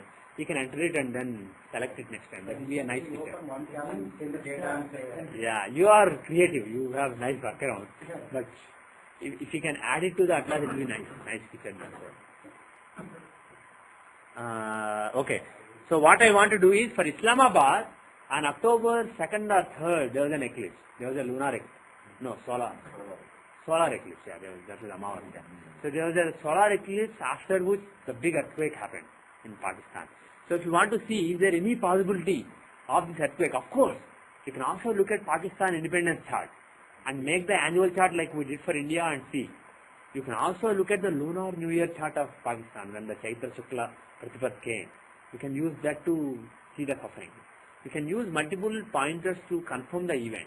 But what I am saying is, if something is happening close on the heels of an eclipse, the eclipse may have a role. So you can check the eclipse chart to see if eclipse was the harbinger of this. So, solar return chart, is that valid too? Pardon? Solar return chart? Yeah. Can you use that to see all the instructions too? You can, but I will be more interested in lunar charts because moon is the mind and sun is the Atma. Okay. And various of these sufferings, they have to do with the masses, mind more than the soul. So I would look at lunar charts more than the solar charts. All the power struggles, etc., if they are happening in the country, I would see the solar New Year chart more than the lunar New Year chart because sun is the planet for power, politics, etc. Okay, let us see. To do this, we have to go to mundane. The previous local solar eclipse, I want the start time. I think there is a problem. So yeah, the start time, I have to fix that bug. So I'll just make for the maximum time. If you select the start, there are several kinds of eclipses. So the exmeries that I use, the function, the API call I make to the exmeries to get various times. When does the penumbral phase of the eclipse start? When does the partial phase start? When does this phase start? When is the peak? Like that. When does this phase end? When does this phase end? Like that. There are multiple times defined. So the API call will return me all those times. And then the maximum I take the middle one. For start I have to take either 0 or 1. That indexing I am not doing properly based on the kind of eclipse. So because of it, if you say start, you will get some weird date, minus 4713. So that's a bug in the software that I am aware of but never got to fix. But if you say maximum, it works for sure. So if I say the previous local solar eclipse at Islamabad, at maximum. That was on October 3, 2005 at 4:10 p.m. Islamabad time, the Pakistan time. I don't know what is called PST, maybe Pakistan Standard Time. So if you look at this chart, is there any indication of any suffering? Does it show any bad events immediately after this? Is that possible at all? Can you see? For me? Yeah. First, just look at the houses. Again, when we are looking at these eclipse charts, etc., we don't really know what Arudha stands for. So let's just stick to the houses, and then see how the Lagna is, which house really dominates here in this eclipse chart. The 8th house dominates. Of course, the same eclipse was visible in some other parts of the world. The same eclipse. But for them, it may be Meena Lagna, it may be Kumbha Lagna. But for Pakistan, that Kashmir area, Afghanistan, that area, the Lagna happened to be Kumbha Lagna, Aquarius. So from Aquarius, the 8th house is really bad. Moon is in the 8th house. There is Chandrashtama. For Moon, 8th house is Nanakaraka Sthana. It's a very terrible house for him. So Sun is right there. And the interesting thing you see, the 7th Lord Sun and the 8th Lord Mercury are together in the 8th house. Combination of 7th and 8th Lords is a combination for death, right? In a person's chart, in an annual chart, if you see 7th and 8th Lord together in the 7th house or 8th house, you can predict either death or death-like suffering during that year. Because 8th house is the house of longevity, 7th house is the house of cutting it down. When those two planets get together, they will say, hey, I want to give him life. He say, I want to cut it. Okay, let's just cut it. So if those two planets are together, it's a very bad combination. So here 7th Lord and 8th Lord are together in the 8th house, and Ketu is right there. The planet of sudden, unexpected, explosive events. Ketu is right there. Moon is also there. So 8th house is really bad. So you can expect that in the Pakistan area, there can be some suffering on account of this eclipse. Now, what kind of sign is this? Is it Agni Rashi, Bhu Rashi, Jala Rashi, Vayu Rashi? Aries and trines are Agni Rashi. Taurus and trines are Bhu Rashi. So there can be some Bhu related, landslides, earthquakes, etc. are possible. So there is a possibility looking at this particular chart. Now let us look at for India, based on the next eclipse, the eclipse that happened recently. Let us see. Let us now change it to, actually I can change right here. Let's say October 20, basically after the eclipse, give any date is fine, because we are going to say, find the eclipse previous to this date. So some date after the eclipse, October 20, 2005, 10 o'clock is fine. Now we want New Delhi.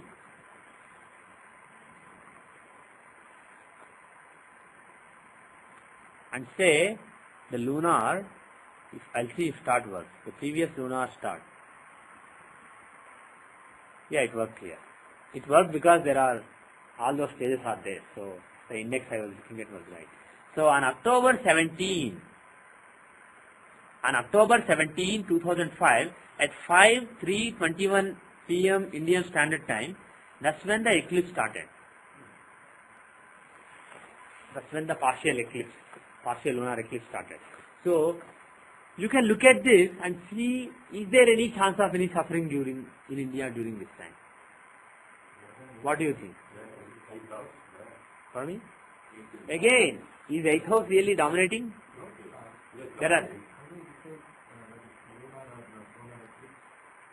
I don't decide. I just look for the previous eclipse.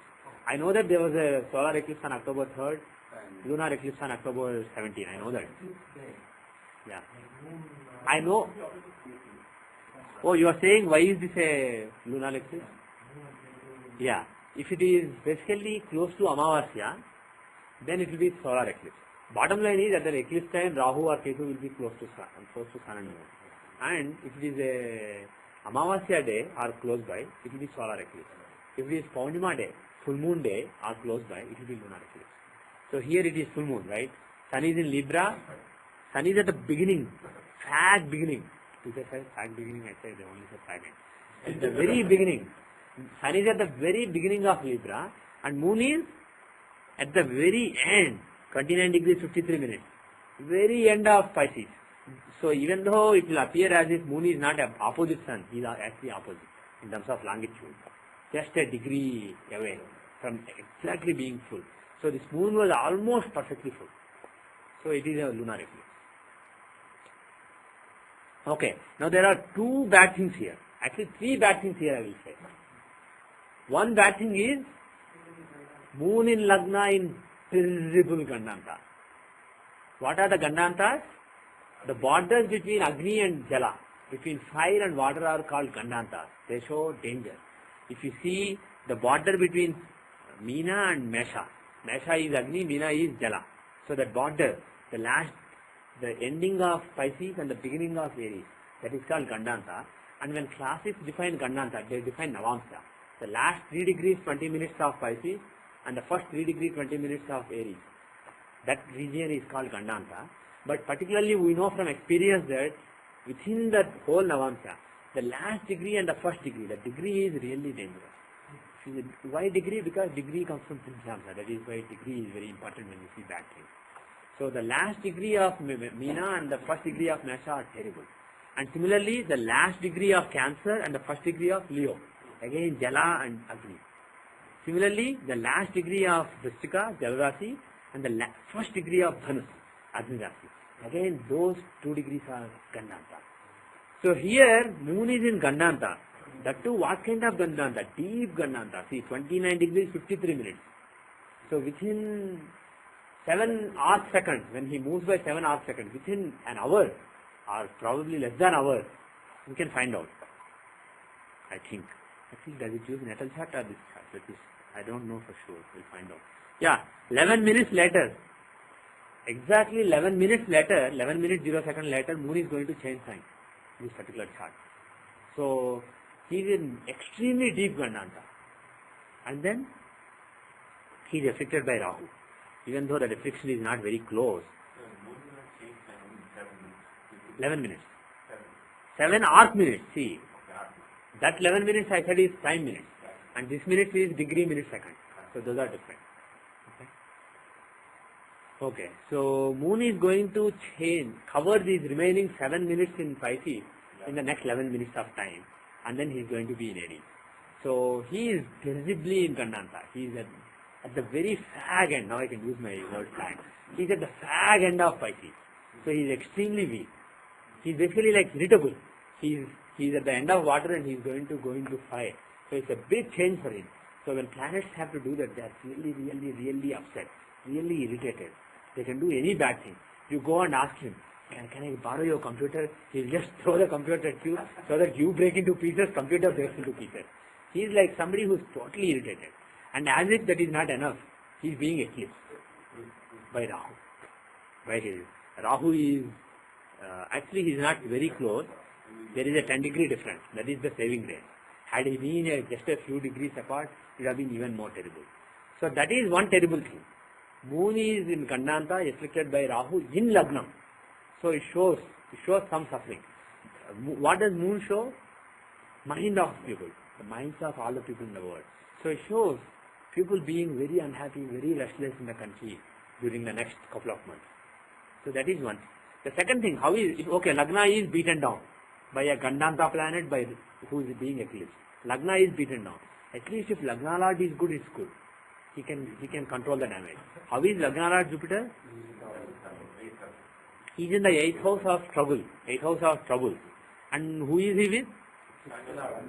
6th Lord Sun and Badhakesha Mercury. Badhaka Lord Mercury. Mercury is also Marka here. See, 7th Lord is in 8th. If 7th Lord is in 8th or 8th Lord is in 7th, it is a bad combination. So Mercury is showing some bad events. And this is a Vayu Rashi. So something relating to Aries is also possible. Some 8 disaster is also possible in this kind of combination. But moon in Gandanta with Rahu, some watery problems are also possible. And see Lagna. Lagna is at 15 degrees and Rahu is at 19 degrees. The difference between Lagna and Rahu is just 3.5 degrees. So even though moon has some distance from Rahu, Lagna is not spared. Rahu is almost sitting on Lagna, sitting on the head. So some Rahu related problems are also possible. Rahu and Ketu give terrorist problems, etc. So all those different problems are possible for India during the next couple of months from the eclipse. This eclipse chart is not active for a long time. Whatever happens because of an eclipse, it will happen within 3 months, within the next 3 months. So there is some possibility of some bad events for India. So like this, you can look at the previous eclipse chart. If there was an eclipse just before a bad event, you can look at the eclipse and then you can draw some conclusions. Because we don't know the reason. There is no dasha given in classics for this. We are only told to look at the chart. And I just want to make one point. It is not just natural disasters that you see in eclipse charts. Eclipse charts can bring all kinds of events. Let us say, for example, there was an eclipse before elections. When were Indian elections? When Vajpayee lost? Does anybody remember? May 10th or so, right? Yeah. Around May 10th, May beginning. Yeah. Let's say May 10, 2004 or 2003. When was the elections? 2004? 2004. Last year, right? Oh, it's only 1 year. Feels longer. So what eclipse was it? Do you remember? This is Krishna Saptami, so probably lunar eclipse. It is? Okay. May 4th, 2320. Okay. So, let us see this particular chart. On May 5, 2004, there was an eclipse in India. Okay. On May 5, 2004, at 12:18 a.m., just after midnight, an eclipse started, a lunar eclipse started, and this was visible in India. It was not visible in US, but because it was night time in India, they could see it in India.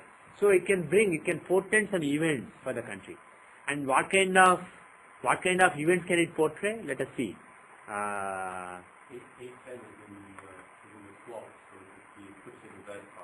Yeah, 810 is in false, but like I said, I would like to ignore Arudapada in these charts because I don't know exactly what they mean. So let's just look at houses. Which are the houses that are being hammered? Which are the planets who are being hammered here? See, this axis is really standing out. Sun and Moon, the two luminaries, are being afflicted by Rahu and Ketu. Especially Moon is being afflicted by not only Ketu, who else is he with? Gurika and Mandi. So in the 10th house, Moon is being afflicted by Gurika, Mandi and Ketu. So whatever Moon shows or whatever the 10th house shows can basically be destroyed. So because Sun is badly placed and the 10th house has a very weak Moon who is being badly afflicted, it can be bad for the 10th house.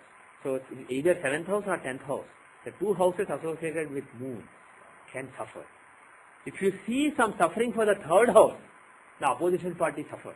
If there is an eclipse before elections, and if the 3rd or 3rd lord are suffering, any bad combinations you see in the 3rd house or with the 3rd lord, the opposition will suffer in those elections. If it is 10th house, it is the ruling party. Why 3rd house I said? Enemy of the 10th house. If you see, 10th house is usually the executive wing of the government. 3rd is the enemies of that executive wing. So we are told to look at 3rd house for opposition party and 10th house for ruling party. Before we finish for today, just do one more eclipse example. Which was the Karka for the example? Which was the Karka for the ruler? Yeah, he is a Karka for ruler, but I will advise you to give very low weightage to that factor, because that means whenever there is a solar eclipse, if there are elections, the ruler loses. That's not really true. Sun is not only Karka for ruler, he rules all political parties. The whole political class is Sun.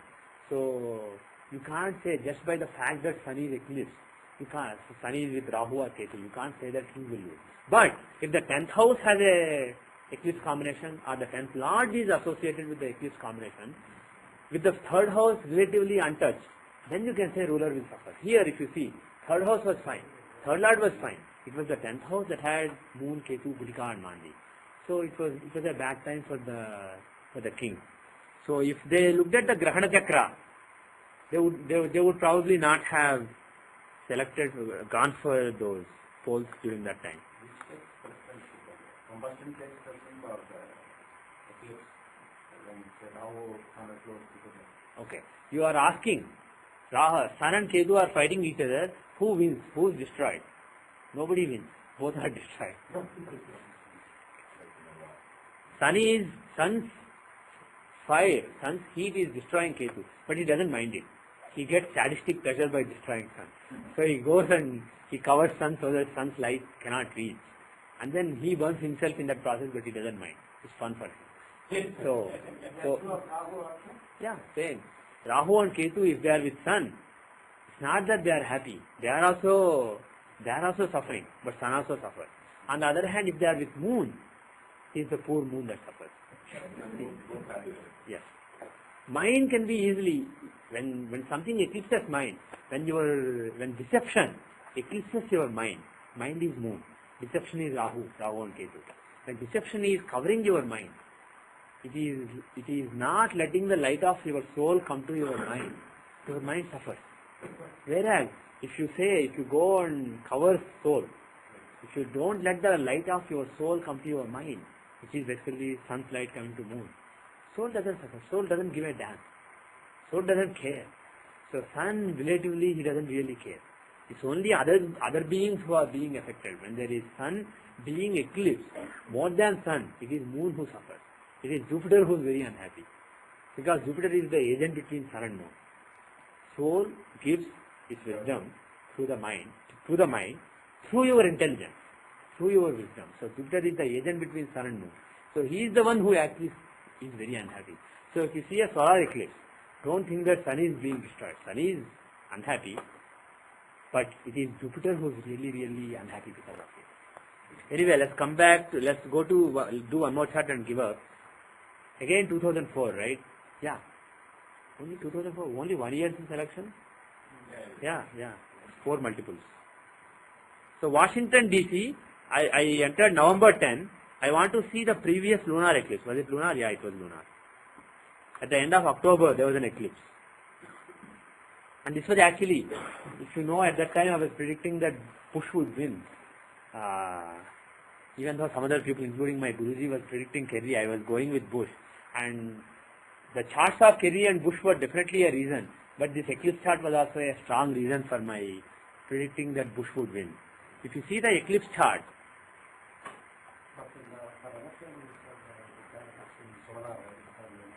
pardon me? No, I was talking about the calendar there. Solar calendar and lunar calendar. So if you say lunar New Year chart, solar New Year chart, which chart to use? Because solar New Year starts in April 14 or 15. So lunar New Year starts in March or April. It's a different day. So there are 2 different charts. So I was trying to say, each has its own purpose.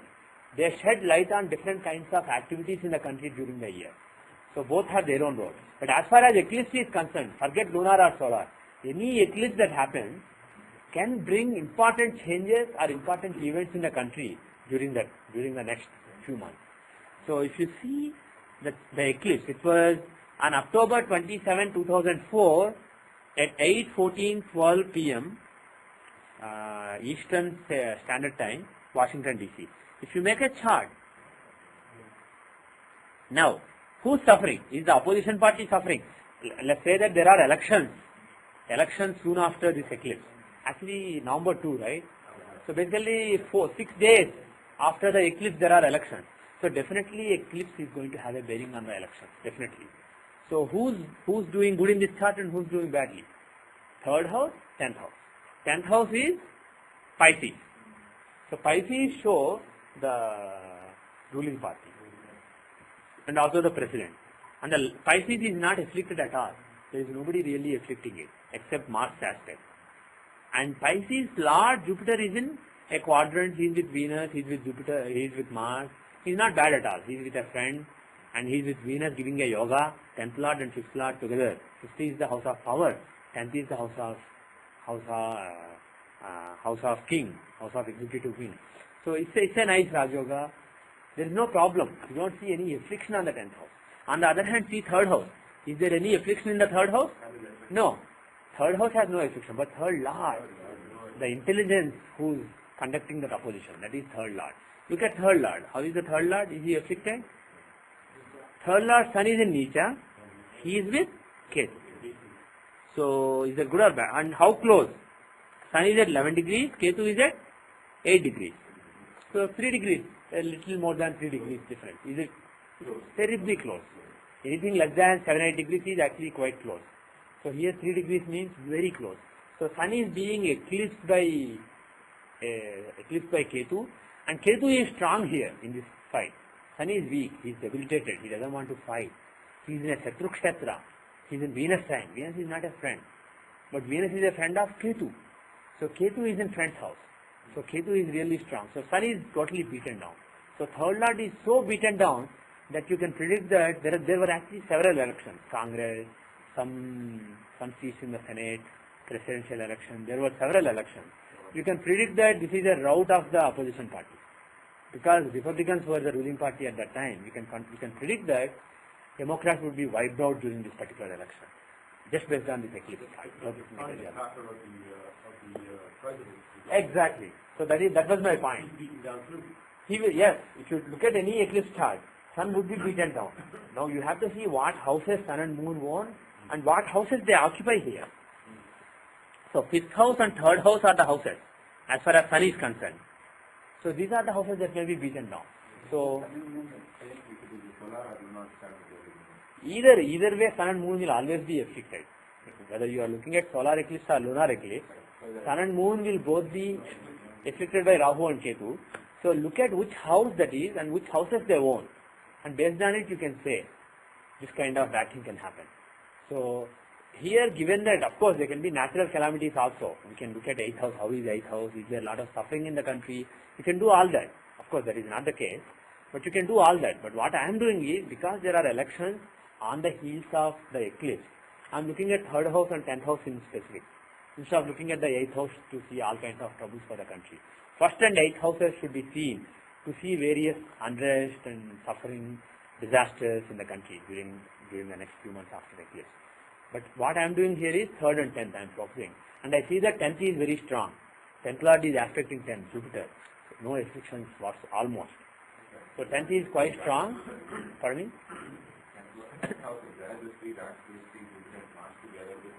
With Venus, so there are some undesirable factors there, but overall it's quite positive. What? I can't see exactly Kerry, Bush, Newt Gingrich, all those people I can't see. But I will see 3rd house and 3rd Lord to see the overall opposition party, Kerry and all his foes, Democrats. And I will see the 10th house to see the executive wing, the Bush and all his cronies, all his friends. I like that word. What can you say about Bush's current popularity decline and through for next year? Yeah. Let's see, he's asking about Bush. How is the time for George W. Bush right now? So, there is a question about our beloved President George W. Bush, and the data is July 6, 1946, 7:30 p.m., 4 hours west of GMT, New Haven, Connecticut. 72 degrees, 55 minutes, 43 seconds, west. 41 degrees, 18 minutes, 29 seconds north. That is the birth data for those who are listening to the audio. Make the chart and see. So his question is, how is this year for Bush in general? His popularity is not doing well. It's 41%. Yeah, it is way down. It even went into 30s for a while.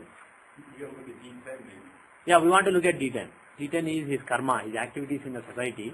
And you can look at the natal chart and see the dasha, see the transits, etc. But the best thing would be, we just want to focus on the next few months.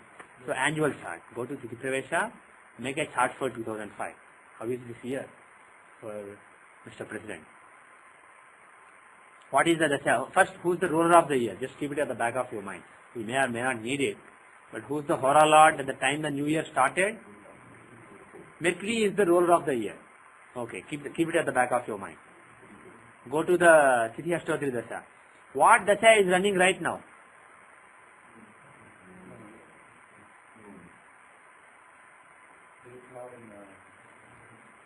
Right now it is Moon Dasha that is running.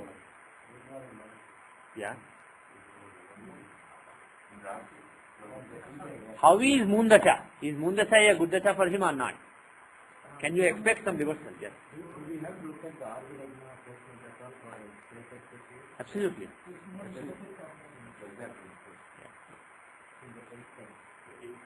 Okay. Question is moon a benefic moon or malefic moon? Because when you see the placement from Arudha Lagna, you wanted to know whether he is benefic or malefic. So moon is Shuklashtami moon. So he is a benefic. In Shukla Paksha he is benefic, in Krishna Paksha he is malefic. So moon is a benefic moon, point number 1. Now, as far as Arudha Lagna is concerned, as far as his public image is concerned, is that image doing well this year or badly? What is protecting him? I'm looking at the Rashi chart. Let us look at Dashamsha, because that is his public image. His image is because of his work as president. So whatever we know of Bush is through his Dashamsha. We don't know him through his Rashi. So let us look at the Dashamsha and see Arudha Lagna. Pardon me? We'll come to that. First Arudha, one step at a time. First let us see Arudha Lagna to see what kind of image Bush has during this particular year and who's protecting it. See the Arudha Lagna, AL, it's in Leo. And who's in Leo? Mars. So what is the image of Bush during this year? Of, pardon me? A warrior. Mars is basically a Tamasic warrior. So people will more and more see him as a warrior. Somebody who's just wow, aggressive, very aggressive. People will see him as extremely aggressive person. And pardon me? We'll see next year's chart. This is till next July. Till his next birthday.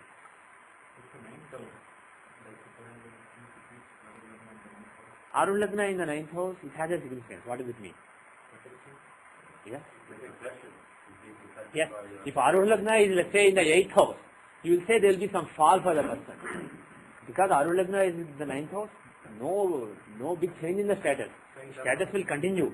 Despite all these popularity ratings, he will be quite aggressive. Do whatever he wants to do. He will be quite bold.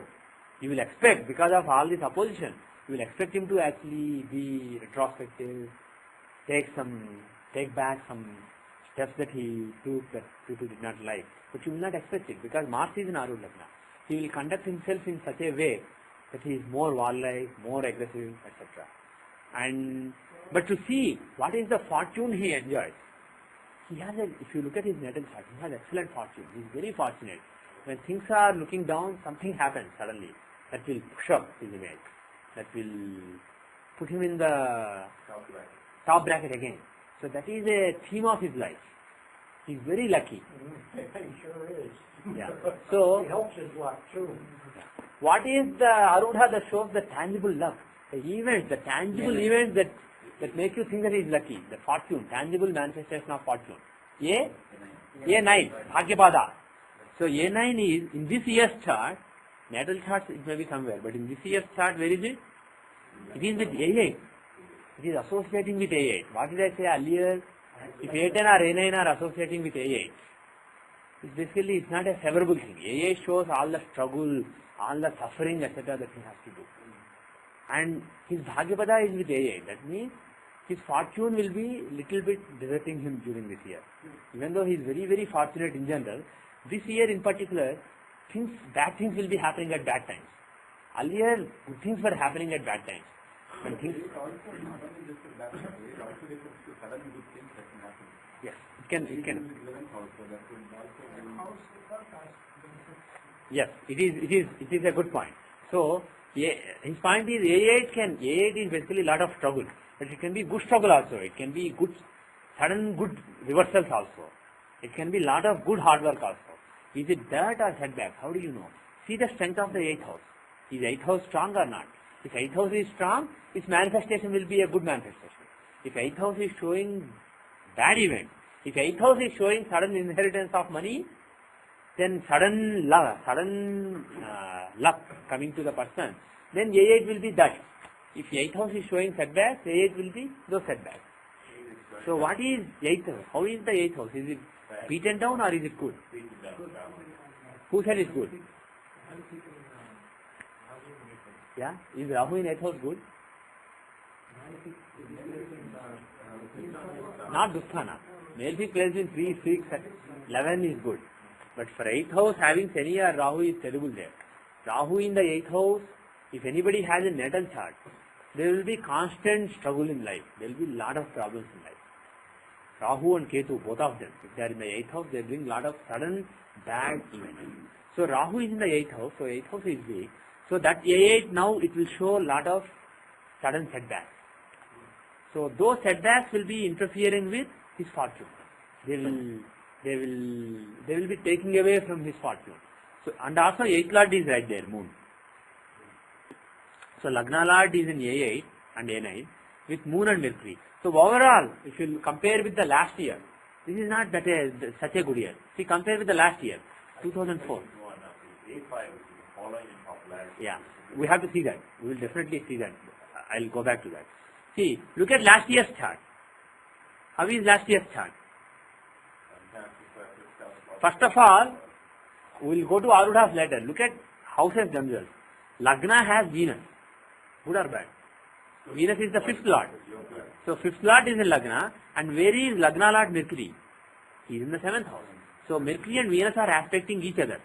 So 1st Lord and 5th Lord are aspecting each other. Is it good for lot of following or not? Is it a good Raj Yoga or bad Yoga? It's a good Raj Yoga. Now, the other thing. A9 is fortune. Suddenly, fortune means you are doing something, but it can go either way. And if you are fortunate, it will go your way. Things going your way is fortune. That is the protection. So that is A9.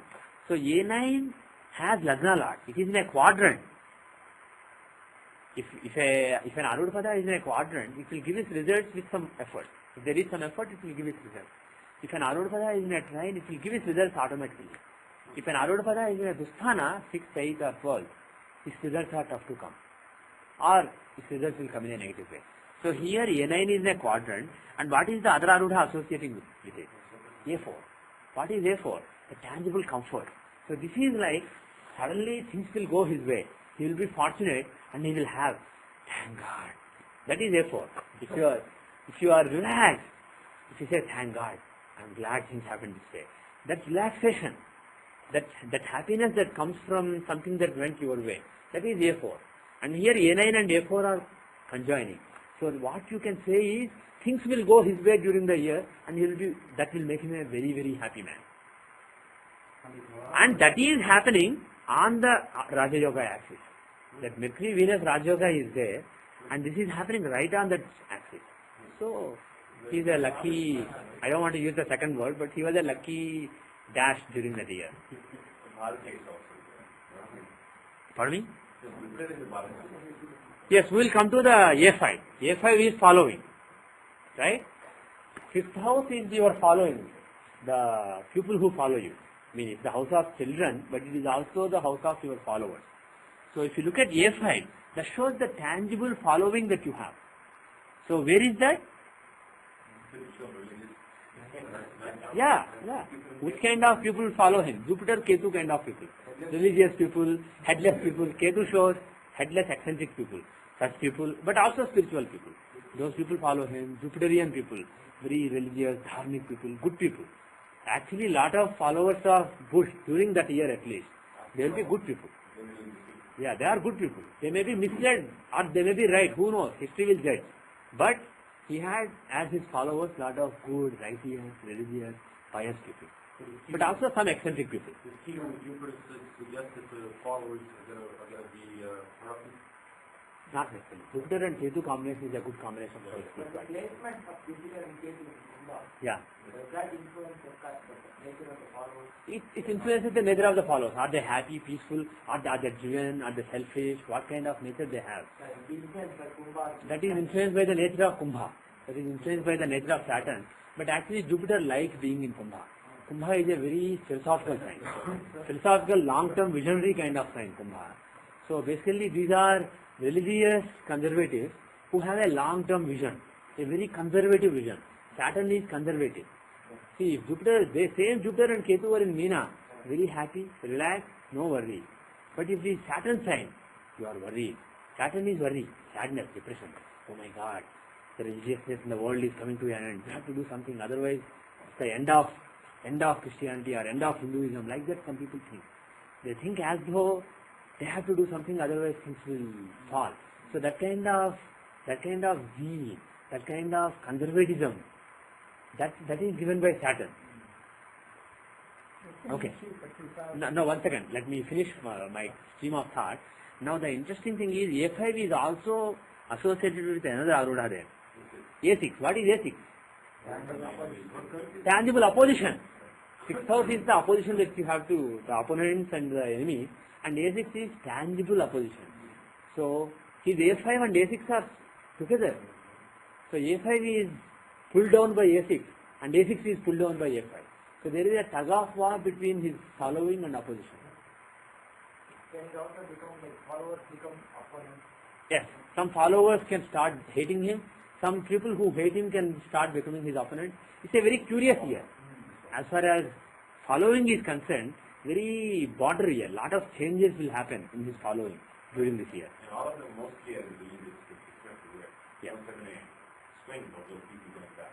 Yeah. Now, let us see. But 810 is in the 8th. Pardon me?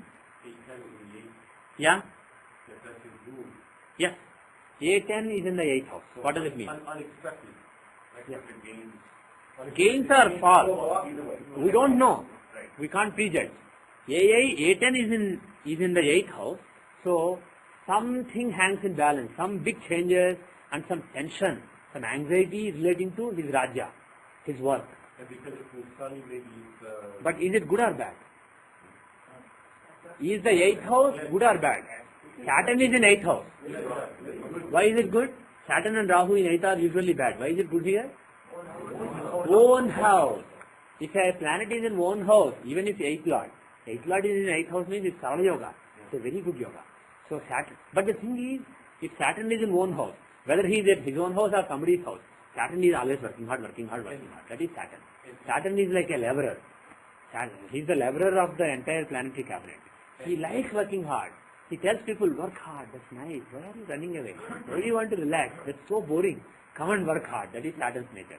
So if you see Saturn in the 8th house, he will give lot of work to do, but you will do it successfully.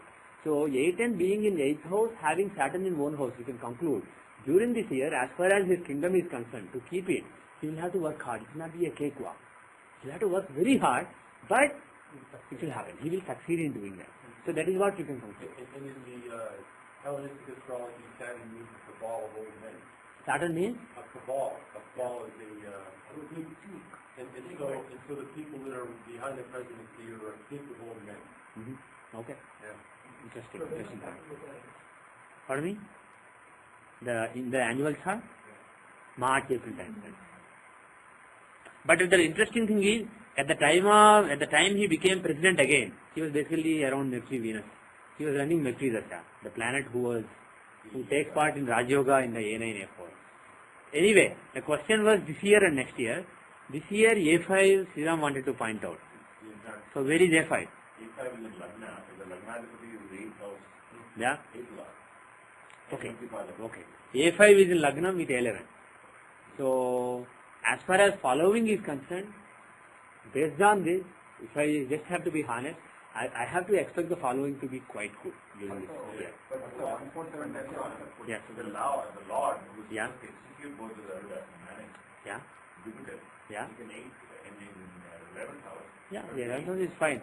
The Lord of the Daruda has Argala on the Daruda. It is quite fine. I don't see any problem as far as following is concerned. He will have decent following during this year. Only problem is, from A5, which planets are good and bad? Venus, he is the 6th lord from A5. Moon, he is the 8th lord from A5. So as far following, tangible following is concerned, all these numbers that come, these are tangible measures of his following. So that is A5. So from A5, Venus Dasha is bad, Moon Dasha is bad. So when was Venus? August, September time frame. So then popularity may decrease. Then again, October 20 to December 8. Moon Dasha is running. This is actually terrible Dasha for following. This is terrible. Until December 8, the following is bad. But overall during this year, I don't see this as just going down. He will continue to have his following. I believe that Mars, how is Mars? Mars is the 5th lord in 9 from Arudha, A5. So during Mars Dasara, he will engage in some tough act, some tough talk and some tough activities. That will only give him They will boost his following again. His numbers may be again going up. So from December, in December, around Christmas time, again something good will happen which will boost his image. But overall during this year, if you want push numbers to come down to 35 or 30, I'm sorry, I think that this is just a 2-month thing. This is not a one whole year thing. also It may. current color of gains is very strong with all the 4 quadrant plots. Yes. All 1% and other. Mhm. Each cell is equal. It is a one, but But- motion. But we'll just close by just making one quick comment on 2006. I'll just make one quick comment, but I want all of you to study his 2006 chart and bring your observations for the next class. So you have 2 hours. Bush 2006 chart and see what he may do during this year. Is he likely to do anything during this year? And not this year, next year. 2006 July to 2007 July. During that year, is he likely to do anything special? What is he likely to do? And how will be his popularity during that year? So I want you to study that. But just notice that A5 is in the 8th house. But also see how the 8th house is it strong or weak. What about you can fall?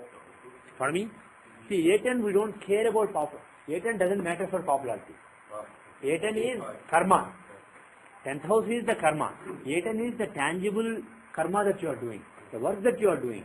Are you going to your meetings every day or are you relaxing in a ranch? Are you so the work that you get done, the opportunity that you get to do the work, that is A10. Whereas A5 is the popularity, how much everybody likes you, how capable everybody thinks you are. That is A5. And A9 is how lucky you are. When things are very close, how often do they go your way? That is A9. That is fortune. So of course, when there are links between all these, you are a fortunate person. You will have good following, and because of it, you will get good kingdom. You will get good opportunities. But when you are judging each of them separately, if you want following, focus on A5. But if you want lucky or unlucky events, for example, Katrina happened. It was unexpected. And they were not counting on some levees to break. It just happened. Basically, luck just went against him. They made some homeland security changes. And some of those changes went against. They disrupted the way things would have happened. And even if they didn't make those changes, still things may have been as bad. But people think it is because of something Bush did. His popularity immediately went into 30s after Katrina. It's just pure luck. It may not be because of what he did or did not. For all you know, if Clinton was there, still with the same Katrina, same results may have been experienced. We don't know. But he was unlucky. Luck was definitely not with him. Whereas if he was lucky, things would have gone his way. So if you want to see unlucky or lucky things that affect his popularity, look at A9.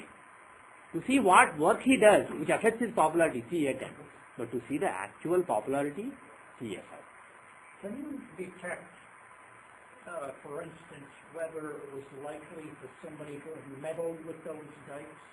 With Whether what? It wasn't just luck, whether it was deliberate action. Remember, Very tough. there were I don't people know. shooting at people coming to help them. Right. There were people using machines to break into buildings. Yeah. This doesn't look like it's accidental. It looks almost like a What triggered the whole thing may have been accidental. The levees. Anything. I don't know how to see that. You don't know. And whether it was accidental or whether somebody intentionally did it. As far as Bush is concerned, it's an accident for him. I mean, as far as he is concerned, he just got unlucky with this particular thing. So as far as he is concerned, from his A9 point of view, this is a result of his A9 being with A8. As far as he is concerned. So you can't tell the difference. I can't really between tell. flying a plane I can't really and tell. as If a I bad make luck. a chart for the town, if I have the chart when the town was established, if I see that chart and see the annual chart of that, then I may be able to tell. But from Bush's chart, I can't tell that. The towers foundation agreement. If you have that, I can do that. Somebody saw Bush down by the levee. Pardon me? Okay. Yeah. Yes, Can I you mean- use this to see anything about how his party will do in the next election, 2006? We can definitely do that. We'll do that in the next class. Actually, you try to do it because that is the year I told you to focus on. How will be his following, what he will do, etc. So look at how Republican Party may do in 2006 Senate or Congress? Senate. Both, right, okay. 2006 Senate and Congress elections. Yes, Eileen, you have a question. The board action can keep somehow building on everything to go forward as the invade somewhere else. Maybe not in this year, but look at, actually we are running out of time, so I will close. You look at his next year, and also this year, Arun Lakma has Mars, if you remember in the Chamsa. Focus on both actually. Look at this year, the remaining part of this year and next year, and see what Bushme is capable of doing during the next 1.5 years. So do that as an exercise, and we will take it up next week. What? Okay, we will conclude today's class. Do the homework, and also other homework is 1900 hurricane versus this hurricane. Make the lunar new year chart. See if there are any similarities, because there are similar suffering. What? Not month. I said lunar new year chart. So, Om Shanti Shanti Shanti.